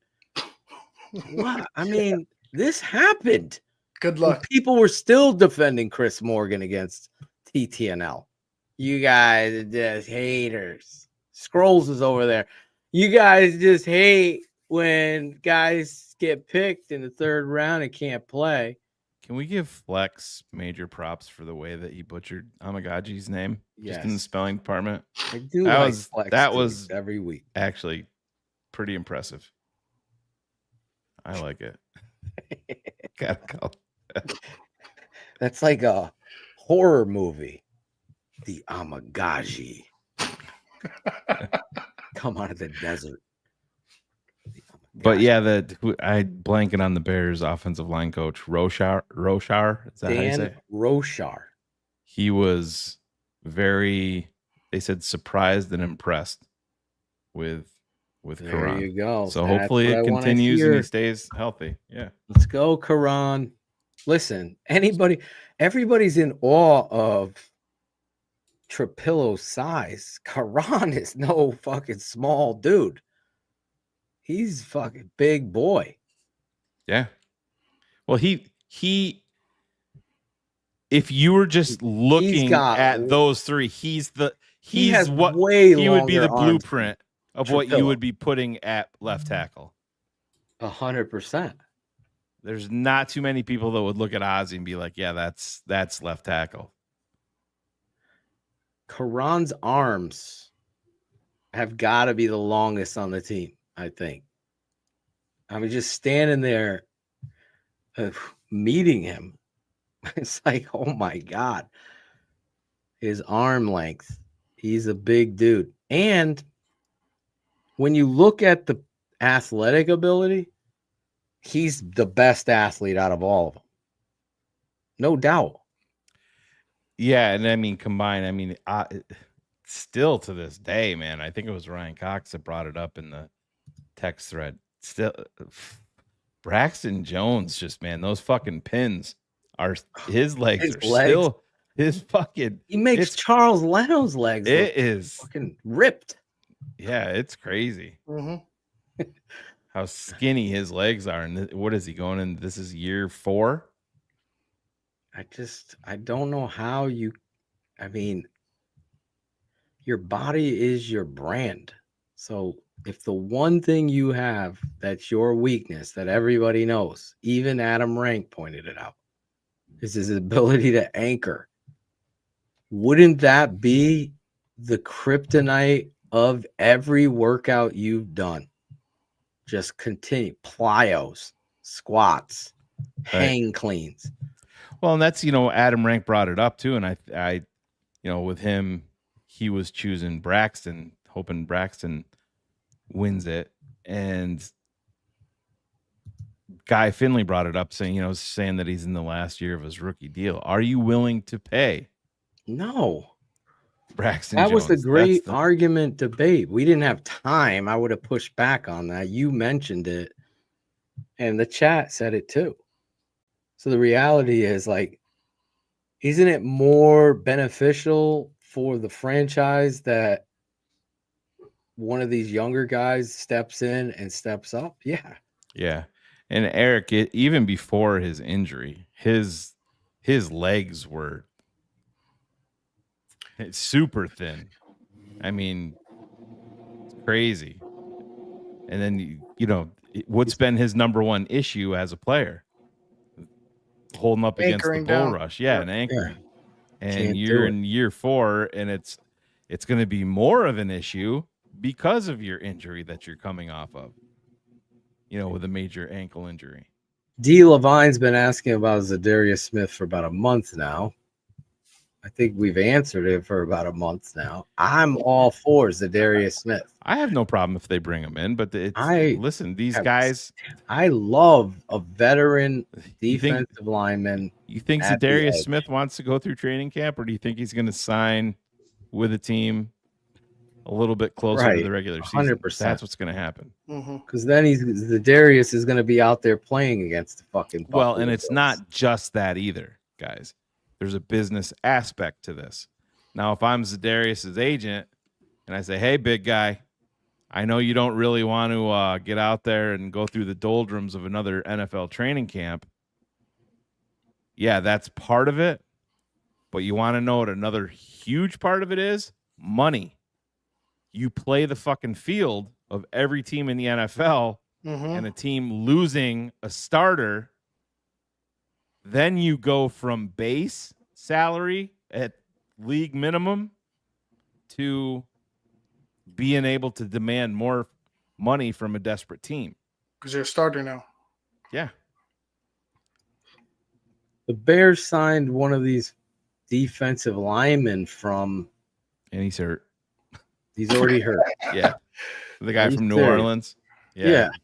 Yeah, he got hurt. Oh, Maron. To know passing none. Yeah, he got hurt. I don't know if maybe somebody in the chat's got an update on it, but yeah, he went out and with an injury. What was the injury? Someone in the chat give us the update. Was anybody at practice? Lower practice leg, open? I believe. Oh. I was Brian kind of Cox- excited. Oh, he did return. Brian Cox was- Okay. Yeah, he returned. Oh, there's our insider right there. This guy would film practice and not give a fuck. That's right. Remember those real men of genius? Remember I that love commercial? those commercials. Dude, we need one for Chicago Bears training camp guy. It would be fucking great. Hello, Mr. Chicago Bears training camp guy. We just need to Real send man Ivan of with. genius. We need to send Ivan with Ivan an has a cape oversized on. oversized fake cell phone and set it a up on a giant set iPad. it up on a tripod. They would they would lose their mind. We got them all. We got them all. come Larry. Larry. We just Section 8, keep row playing 4. the song. Yeah. Ivan has a cape on, a TTNL cape. Yeah. on the By Larry David? No muffins served here. We bring a kid holding a fan that blows the cape the whole time, and he play the song. Real men. Hello, Mr. Training Camp, Chicago Bears guy. Oh my God, I would fucking love it. George would be so fucking pissed. He wouldn't know what to do. Yeah.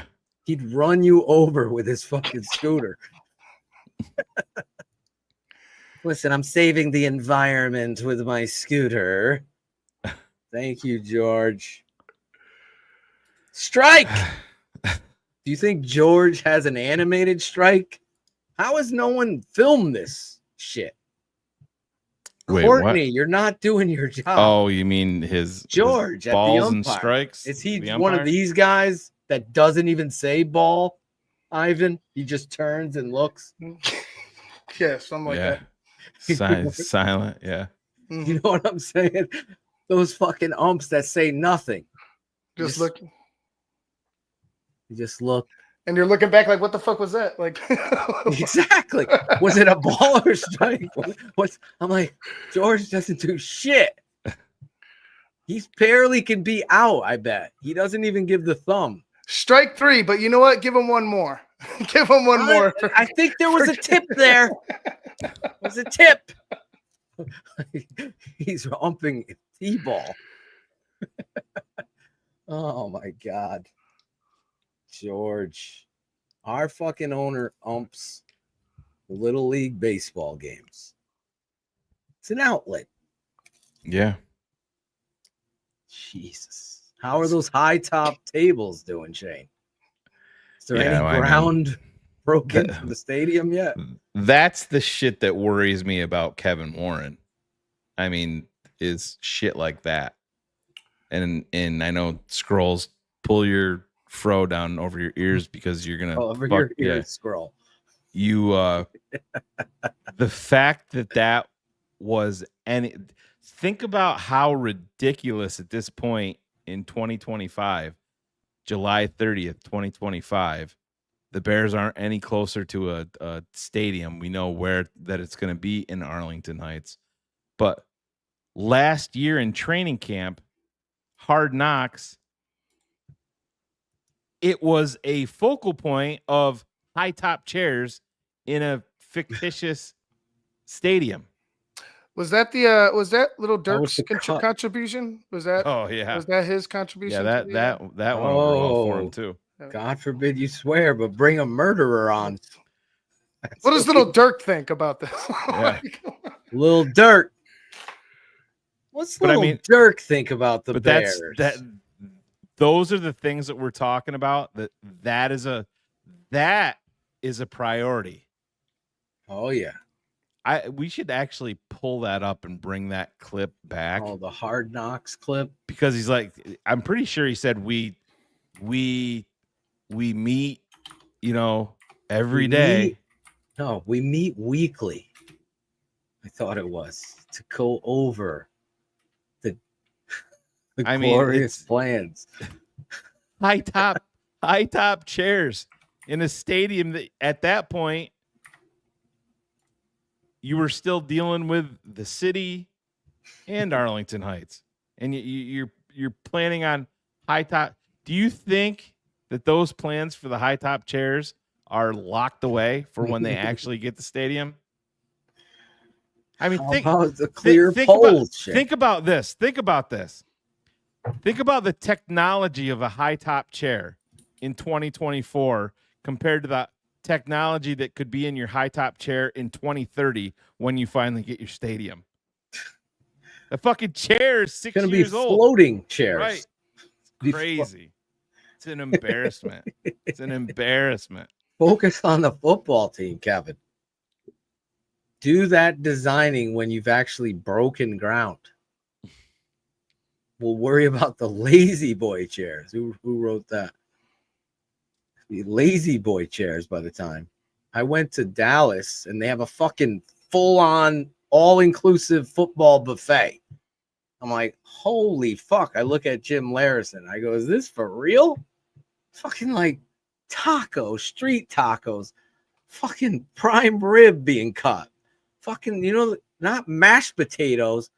We're talking about garlic mashed potatoes with the fucking red potato, Ivan. Yeah. It's like gourmet. Chicago, fucking dry ass Italian beef. No, that's your fault. Well, that was your fault. Yeah, and see, Ken, I don't agree with this. I don't think it's going to be cheaply made and disappointing because that's Kevin Warren. He loves that the shit glitz and glamour and it being a crown jewel. I mean, he did it right in Minnesota. Oh, they love the stadium in Minnesota. Yeah, that's what I'm saying. So I don't agree with that take at all. I think they'll agree do with Brian Crow that it was a sham. They don't. Yeah, who fucking buys? How many? Everybody that wanted it to stay. 325. Everybody that wanted it to stay in the city was minus Ivan because of tax purposes, but they were. It was just convenience. I mean, Ivan, when we were there was people that were tailgating that were going to be pissed because they could get there. It wasn't much of a drive for them, and they're bitching about that. But come on, it's Jesus Christ. See the forest through the trees a little bit. Mm-hmm.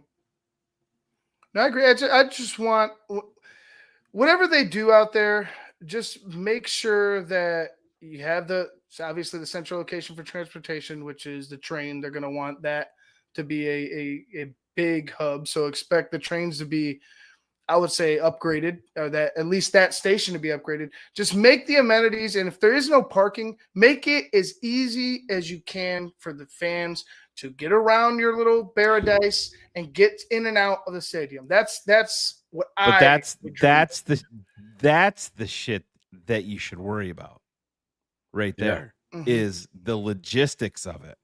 I think that they're going to spend a shit ton of money.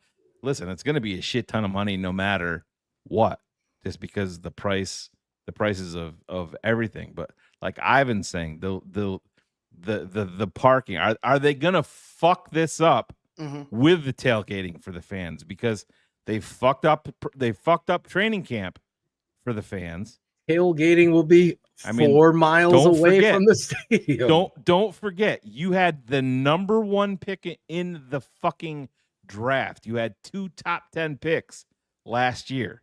You, for whatever reason, didn't have a family fest last year because of a scheduling conflict. You had the number 1 pick in the draft. That shit should have been opened up. It should have been free. You pack the fucking stadium. You sell your souvenirs, your fucking hoodies and T-shirts and jerseys and all of that shit on the way in, and you pack the fucking place. I mean, I still think you can buy.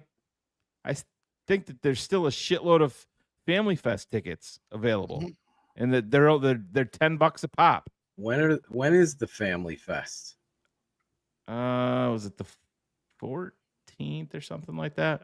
You got to. Yeah, it's like let me see, it's 13th, I believe. I agree with Aaron. and Eric, they can't fuck it up, but have they given you the inclination that they're going to put tailgating as a priority? No. No, it's just this week. Sorry, Phil. This weekend, the 3rd. Oh, it's this Sunday. Yeah, this Sunday. Look at Zero. Cairo or Zero? What's your guess here? Scrolls is on fire. The Chicago Bears, when they build their stadium, 100% guaranteed to have a Super Bowl in Chicago. Scrolls wrong again. Lock it up. Wrong again, Scrolls. Wrong again. He says he doesn't drink, but I don't believe They'll him. have Super Bowls. Well, maybe he should. Scrolls, if he was born in the 70s, early 80s. They'll have a Final Four there. They'll have. Meanwhile, back at the Hall of Justice, Scrolls wrong again. It's like literally a thing within the NFL with a new stadium. That if you are No, he'll just move the goalposts. He'll move the goalposts on us. That's what he'll do. We may get one Super Bowl in Arlington Heights, but definitely won't make the rotation.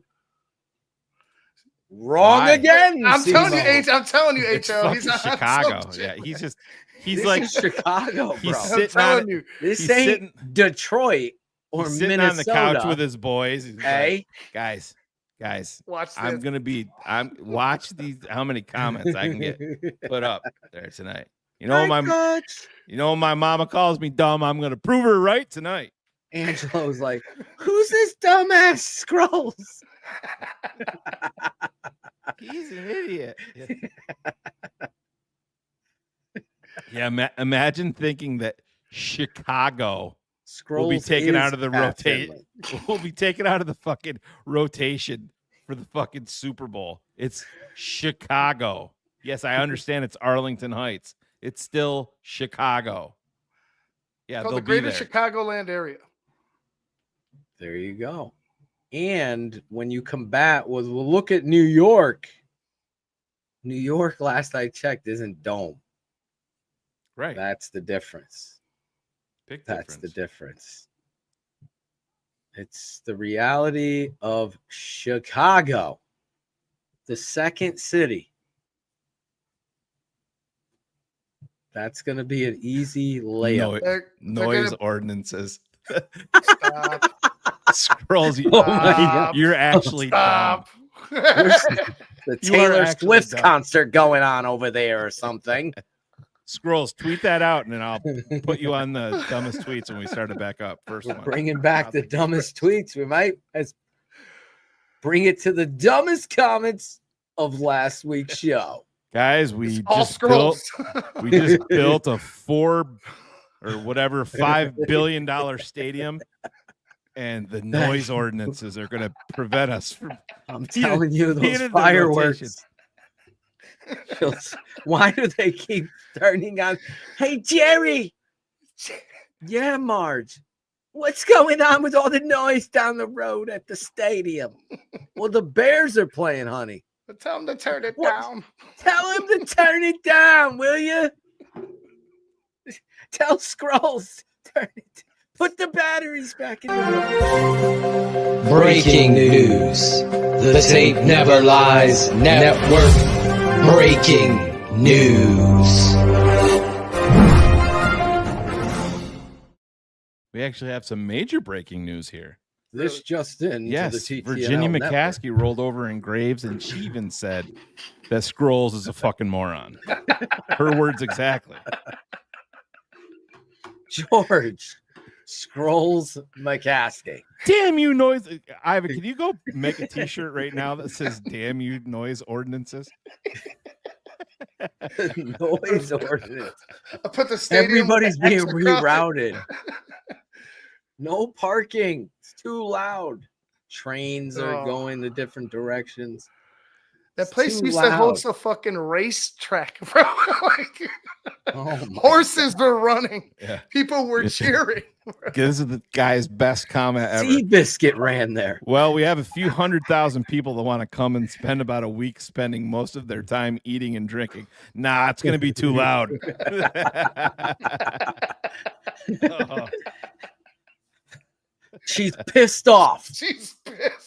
Yeah, she's pissed off. She's pissed off. Turn man. Turn it down. That's turn it down. That's the moment George was scolded and told no swearing anymore, Georgie. Oh my God, Ivan, go find that fucking clip. We gotta fucking play it because the best thing pissed. is Ted Phillips sitting there, and when he goes, she's pissed off, and Ted is like, yeah, like, yeah, old lady's pissed. She's pissed at you, Ted. Shit's too loud. Shit's too loud. Oh boy, what you don't Scrolls know. on a fucking. He's on a banger, dude. Crack is whack, bro. 10 p.m. noise ordinance, dude. I don't know. Scrolls Move is one the stadium and the Bears to Scrolls Iowa. is one of those guys when you have a debate, it never ends because he makes moves shit the up. fucking goalposts. Yeah, as he long as we makes go. it up as he goes. The Yeah. noise ordinance T-shirt is a must. Noise ordinance for the field. It'll never happen. Jesus. Those people in Arlington Heights like it quiet. There's a library down the road. Mr. Goodell, we got some bad news. That little Super Bowl thing, can it be done by 10 p.m., sir? Here it is. She's pissed off. Watch George. Oh, Ted. Ted. Ted, like, yeah, she's pissed off. Yep, that's right. Ted is like the dude in Better Off Dead. I don't know if I've seen that. You never seen Better Off Dead? I don't know. Have I? Oh my God. Is that John 80s. Cusack? Yes. Yeah. I want my $2. No, I don't think I've seen it. Dude, you got to do yourself a favor and check it out. Classic. There's a noise ordinance here in Arlington, and thus that is holding up the stadium and the Super Bowl.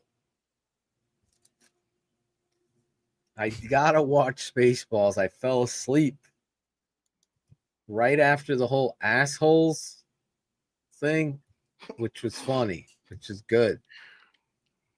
But I totally passed out. I was exhausted that night. And you know who watched it? Steph and Tate. They watched it. New Star Wars movie coming out soon. When's that? Anyone? Well, they had to scrap it. Noise problem. Yeah. Hollywood's got a noise ordinance.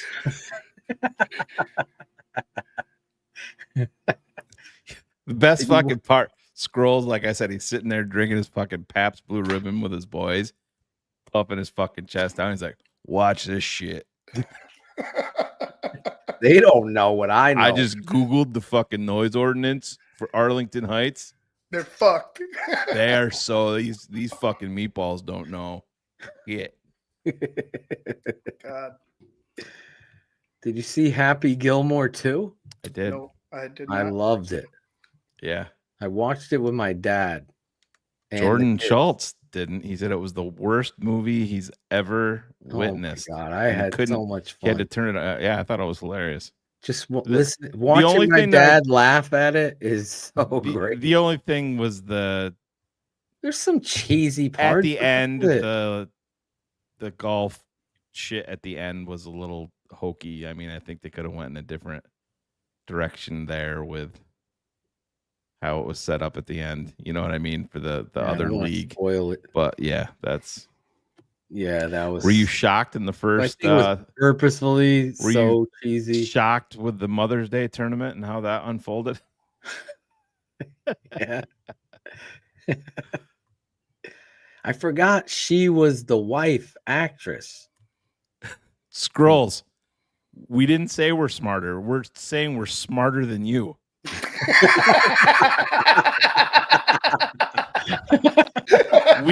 Kevin Warren agrees with what we're saying. That's why they're building the fucking stadium there. You dope. Oh my god! This is crazy. Even the kid in your profile photo thinks you're a fucking idiot. The kid's like, Scrolls who? He's like, get me off this fucking picture. Get me off this profile. Scrolls, Oh. stop typing so loud. It's fucking. It's deafening. Yeah. Oh my god. Oh my god. I appreciate Scrolls now. Me too. He's Well, got listen. determination. Listen. You gotta love dumb people. I mean, Christ. He's not dumb. He's special. He's he's a good man. And Shane, you have a very professional background. Yes, Phil, not you. Not me. I'm gonna fix this though, Scrolls. I'm gonna be Scrolls approved. Yeah, Phil's actually. You see these tiles here? That's for the fucking noise ordinance. These are sound suppressors here. Gotta have them. Yeah, I got them here too. Scrolls. These are my scroll. My scroll. Maybe pads. they'll put them in the ceiling of the new dome. I got see this. This is drywall. This is what I got. That's all I'm working with. Your neighbor can hear your yelling. Scrolls just doesn't fucking follow the news at all. Nope. Holy shit. Oh my lord, Scrolls. I was giving you the benefit of the doubt. No, you're just flat dumb, kid. Scrolls AI. I mean, who this? It's Scrolls. And the crazy part is Scrolls thinks he's getting us every single time. Yeah. You thought Greg wasn't smart. Scrolls goes to the SPCA to fucking save a 14-year-old dog, and they just fucking walk away. Like, fuck this. Jeepers creepers. We can't give this dog away. I'm not smart. I'm not smart. Oh, it worked. I think we all I like three the of us, I think all remix. three of us clicked on it at once. I actually didn't, but oh my god, Scrolls. We should Scrolls, do you want to host dumbest tweets of the week with me? That would be fun. We got a bigger strip. This guy's reviewing every restaurant on the East Coast. Yeah. Our guy, Angelo. Well, no, not anymore. He stays at Rivas. Rivas. He works at Rivas. Shane, he wants you to come up to Rivas. Oh, the dog adopted Scrolls. Scrolls laying on his back, and the dog's just itching his belly. Good boy. Yeah, you're my little. Who's my little dumbass, Scrolls? Who's my little dumbass? Yeah, that's right. You want the toy? You want the chew toy? Fuck you, bullets. Bullets catching strays and shit. Fuck you, bullets. Mike, that's what we do. We understand. We're gonna put people up there and make them. Yeah, that's what they want. We get it. Oh boy, Michael. Mike, the season hasn't even started. Mike, the fun stopper. All right. It's all over now. We need a Maron. He's right. Maron. Always count on Huff to let you guys know how to run your show. You guys just Scrolls should start a podcast. Scrolls. I can do an intro for the Scrolls show. Yeah. Yes. I wanted to.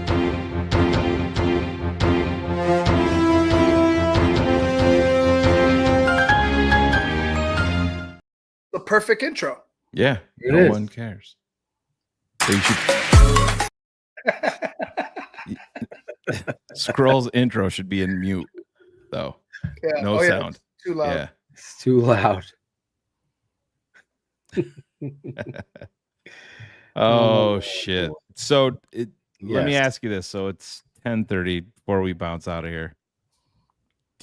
I have a feeling that the Bears are going to they have what would be qualified as a shocking move.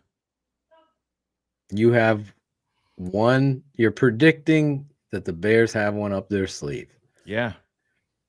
A shocking move. A big trade. Maybe shocking is a little bit too much, but a trade of somebody that maybe we aren't expecting. I don't know who for. Maybe it's for a lineman, which I would love. But Guy thanks. Finley. Thank you, Scrolls. Oh, At least he flip-flopped. He's flip-flopping. See, this is once they see him scrolling, he hating. Scroll. You gotta fix the lyrics, guy. He hating, not they. And I mean, guess what? Even knowing that new information about my background, that it sucks, I'm gonna sleep fucking just like a baby tonight. Fucking love it. Like a baby. There's Jack Baller, Shane. There he is. Live from the Philippines. Life is Jack tough, Baller. but it's tougher when you're stupid. We changed this guy's whole life. I don't think any other podcast could say that. Has Jack been back home at all? Is he trapped? Jack, are you safe? Blink twice if Logan's got you tied up in the back of his Ford Raptor. Exactly. Are you safe, Jack? We need to know. We haven't seen you on this side of the planet. Are you coming back to the States? Are you no longer a U.S. citizen? He should come back for the TTNL tailgate. I would love to see Jack Baller. I saw him would be twice. Jackie B. No Ordinance Jack. The Jack Man. He's still living the dream, Shane. He is still living the dream. He's out in the Philippines, scuba diving, eating the food. Do they have fast food in the Philippines? I think it's everywhere. They have fast food everywhere, bro. Like, yeah, they got. I'm sure they have KFC, Popeyes. It's just with you know. Do they have Greg's Taco? I went to Bell? a McDonald's in Prague, and it was probably the nicest McDonald's I've ever seen in my life. Do they have lumpia at the Philippine McDonald's? Is that a thing, Jack? Yeah, Jack. That'll be pretty We have badass. questions, and you're not helping. You're late with the responses, Jack. Is there a typing ordinance in the Philippines? Damn, Jack. No lumpia. Lumpia. What's lumpia? It's like a egg roll, but like delicious. It's like a Filipino egg roll. It's like an egg roll, but delicious, Phil. Some people like egg rolls. Like Coach O loves an egg roll. I like egg rolls. I always give You don't my like egg egg rolls? roll. I always give. Sometimes there's a certain type of egg. I don't like it to be so deep fried where I'm just eating fucking, fried whatever the fuck the covering is. That? A pastry? What is it on the outside? No, it's just Michael Kinder. Not that there's anything wrong with that, but I don't think this is the show for you. I always give my egg rolls away in the combination platter. I always gave them to my dad, and he would put the duck sauce on it. Angela's like, give me 36. 36 give me 36 egg rolls. 36 egg rolls, please. Crab Rangoon. I'm a big Crab Rangoon fan. Yeah. When it's done right. Yeah, it can be. It's crazy how it can be so good at one place, and then you go to another place, and you're like, this is fucking terrible. They're not using good. That's how I feel about egg rolls. That's the same. Scrolls, mom's Crab Rangoon sucks. So does her egg rolls. She's probably got a meaty egg roll. Loose egg roll, loose meaty egg roll. The Thai spring roll, I'm a big fan of, though. The Thai roll. Have you been to a Thai restaurant there, Ivan? I know Shane has. Yeah, Well, I have been. You ever order those Thai rolls? Same kind of concept. They're smaller though. Yeah, I mean, Oh my god, I've been to love those. Thailand, so yeah. You did? Yep. How was that? Fucking a blast. This guy was all over the place. Just stay away from the 6'2" women. There you go. Because they all have meaty egg rolls. As well. Meaty egg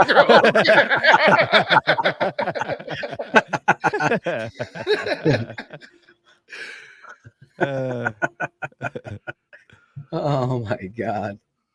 Thailand. Gonna have to go over to Thailand. Said stay away, Eric. Thank Gotta you. watch those. Stay away from them. Yes. Well, I'm a big fan of the Thai food. I put it up there, my number 2 slot. The Italian food, numero uno. Then Thai come in second for me. Then Spain. That's Steph's favorite place. Yes, Steph's favorite place. They have the best olive oil, Phil. So do you want to hear something funny? This is not scrolls related at all, but I'm just trying to look it up because I wanted to bring it up and then I forgot. This is actually pretty funny. Going back to the draft. The old razzle dazzle. Razzle dazzle. Go back to your talk and I'll find it. And then Why y'all keep saying they find a stadium? They already both the property family. What? Someone translate this for me. Why y'all keep saying that they have to find a stadium? They already both the prop. Yeah. They bought the property? Is that what he's saying? They own the property. Yeah. I think he's agreeing with us. Yeah. They don't need to. They have the property. They own the property. They do not own Soldier Field, which is widely misconceived all over the world that somehow the Bears own Soldier Field. They don't. I found it right here, and this is from Todd McShay, of all people. A little nugget, the last 3 offensive tackles that have signed extensions are Raymond Slater and Zach Tom. And their arm Green lengths. Bay Pack. Their arm lengths are 32 7/8, 33 inches, and 33 1/4. Wow. Wow. Yep. But they're pretty good tackles. Pretty good. We spent months debating the blog, boys. The noise audience. I think it's more than that, Sean. I think it's like 100 and some odd million that they still owe. Yeah. I think it's like 126 million. So what will they do? Guy with Finley might have Soldier that Field? number. What will they do with it? It just becomes a. It would be like they'd probably end up doing high school games for sure, just to keep the concerts would still be flowing. Well, they'll have lots of room for softball fields like the other new stadium. I would imagine that just keep it as a a multi-purpose venue. Maybe, like I said, use more of like the city high schools or something. Well, if there are any more city high schools left after this administration, but we'll see. Oh man, we'll see. So I don't know. I don't think a softball stadium is going to be something that's important. 50 million isn't chump change to the Bears, man. The Bears aren't cash rich. I mean, the McCaskies aren't. No, they would have to sell some ownership. Well, that's what they're doing that now, right? Talking about, yeah. There's Jay Big A. Jay Big A. Jay Big A. Not mid as fuck. Yeah, good point. Somebody find the noise ordinance for downtown Chicago. We got to understand, Corn. Wait, It's are very we loud down in Chicago? Are we just finding out that the Trains. NFL is fucked and they're not going to be able to have any primetime games anymore because they're think just too so. loud? I think that's Sproles what might have been onto something, dude. he knows people in Arlington Heights. Oh, is that what he said? Those peeps aren't gonna give in to that noise ordinance. Well, we will see. Let's bring on the old razzle dazzle. Razzle dazzle them. We'll do it. We'll do it my way, Frank. We will. Get the shit out your ears, jackass. Get Brett Weir on the phone. Get Brett Weir. What's the noise ordinance in this chat? You know, Fuck you, bullets. perfect There it timing. is. It's the perfect time. How's Cairo kicking in practice, Ivan? Did you see all the kids Saw getting the his kids autograph? getting his autograph. I saw Uncle Bullets with a little wig on getting his autograph. Love you, Cairo. I love you, Cairo.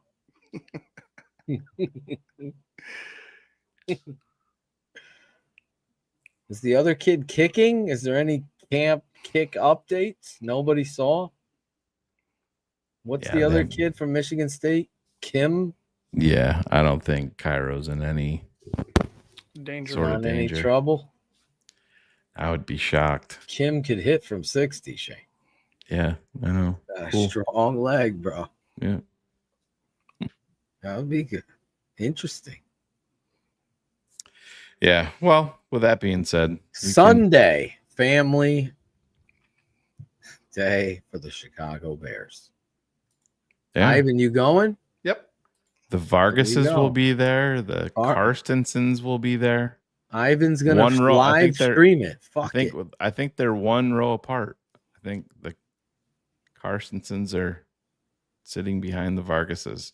Oh, nice. Bo is going to bartend for the whole fucking crew, just like he did at the party. He's climbing on the stadium, Shane.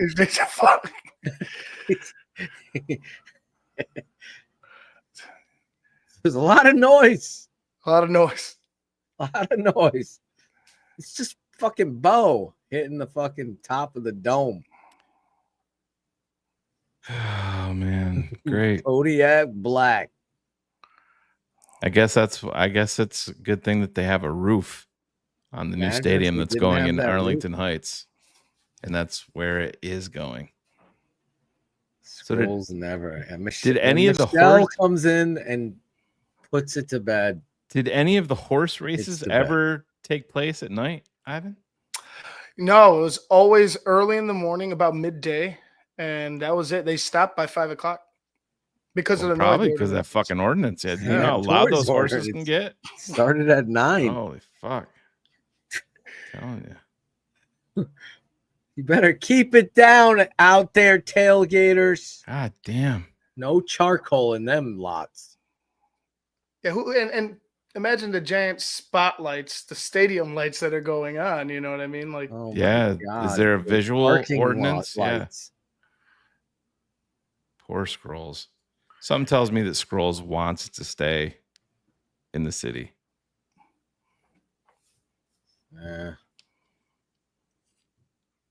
Look at Michelle taking a couple shots at Scrolls. I wouldn't piss Michelle off. She don't take shit from anybody. I love Michelle. Me too.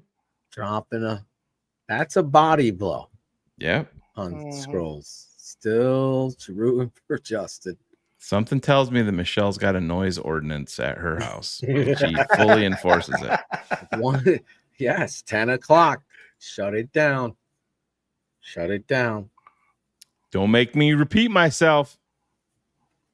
Don't make me come down there, you TTNL boys. Being all You see him loud. scrolling. He hating. He's riding dirty. Scrolls. The AI alone is like, fuck you. We got to make like an AI video of this. Shut it down. This is over. Just talking to George. Bears Packers is at halftime. It's over. Over. Tie game. People have to work tomorrow. You Shut it down. Shut it down. monsters. The Arlington Heights Police Squad. Oh my God. The noise committee has decided.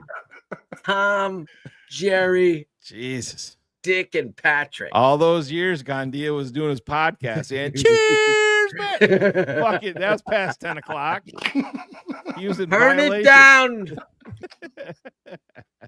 Arlington is a no noise area. I am, Robert. I'm gonna go check that out with my You're gonna check out. one of my Naked buddies that I Joe. grew up with. Yeah, it looks pretty funny. I'm waiting for stream that one. I'm gonna go. Liam Neeson's Fantastic banging Four. Pamela Anderson now. I saw that. Yeah. Natural Pam. Yeah. Sure how I feel about that. I'm all right with it. Yeah. Good on Liam. Fuck their face only if you're lucky, right, Ivan? I guess. Ivan was a big fan of Pam. Ivan was a big fan of Pam. No, I was a Carmen Electra guy. Oh, really? Oh, yeah. Yeah. Mm-hmm. I mean, don't get me wrong. Pam's hot. But Ivan was one of the people that fell out of the ceiling when Carmen came into Dennis's room. He was one of the people up there. People under the stairs. Ivan was people in the ceiling. Where is Carmen Electra now? I forgot about her. Oh, still hot She's somewhere. still around? It's not about Scrolls football. is It's so not about low. football. He's not. Scrolls is going down with the ship. Dude, oh my lord. He's like fucking Wreck-It Ralph's friend, Fix It Felix. I can fix it. I can fix it. You ain't giving up. Yeah. They're never gonna add more jobs and more fucking money coming into Arlington Heights because they're worried about the noise. Yeah, good call there. Listen, everything shuts down at 10. You go beyond, the Arlington police force will be out in full force. I think you got to do the AI thing. That would be hilarious. Monday Night Football better be done by 10:30 on the dot. George would love that shit if there was a fucking ordinance for that. I'm sure. Oh my God. There's now a Jesus Christ! Don't give code at games. Maybe George is Scrolls.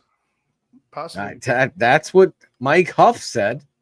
We got rid of the cheerleaders. Mike Huff, man. Next thing, we're getting rid of the fans that yell vulgarities and scream too loud.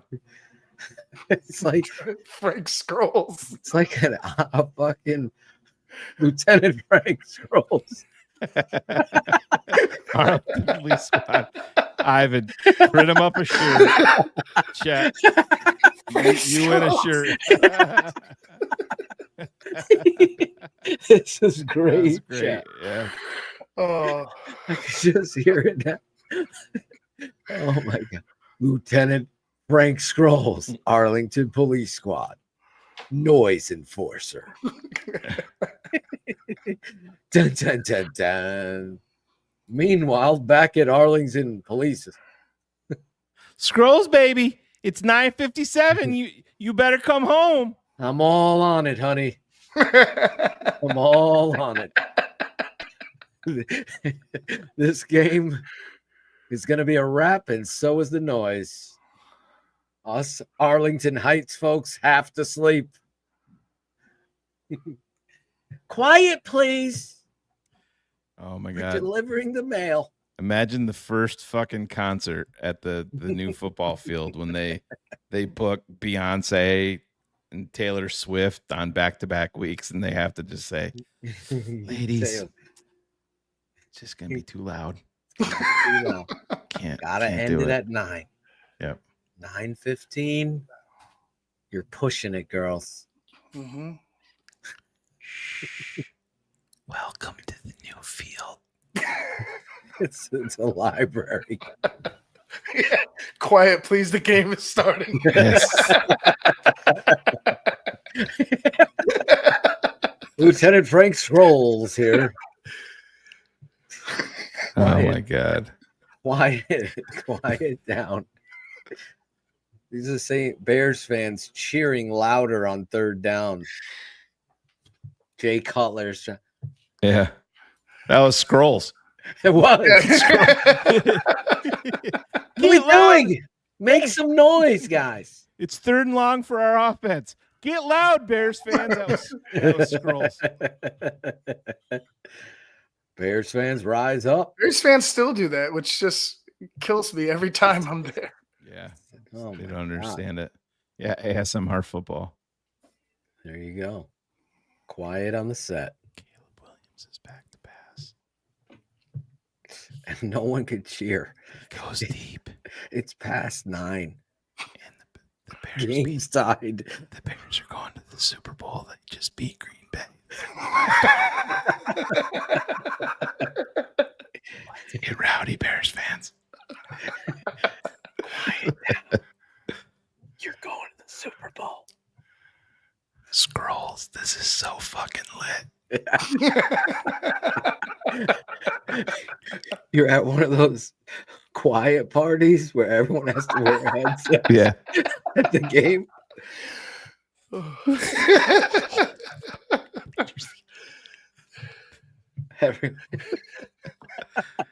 Oh, It's shit. Arlington Can you rule. imagine the poor people watching us on Twitter right now that are just seeing what's going on or on X?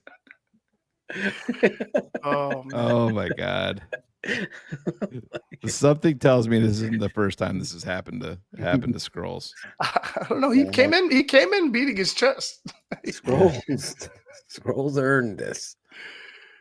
But I do want to thank Scrolls for giving us plenty of material tonight.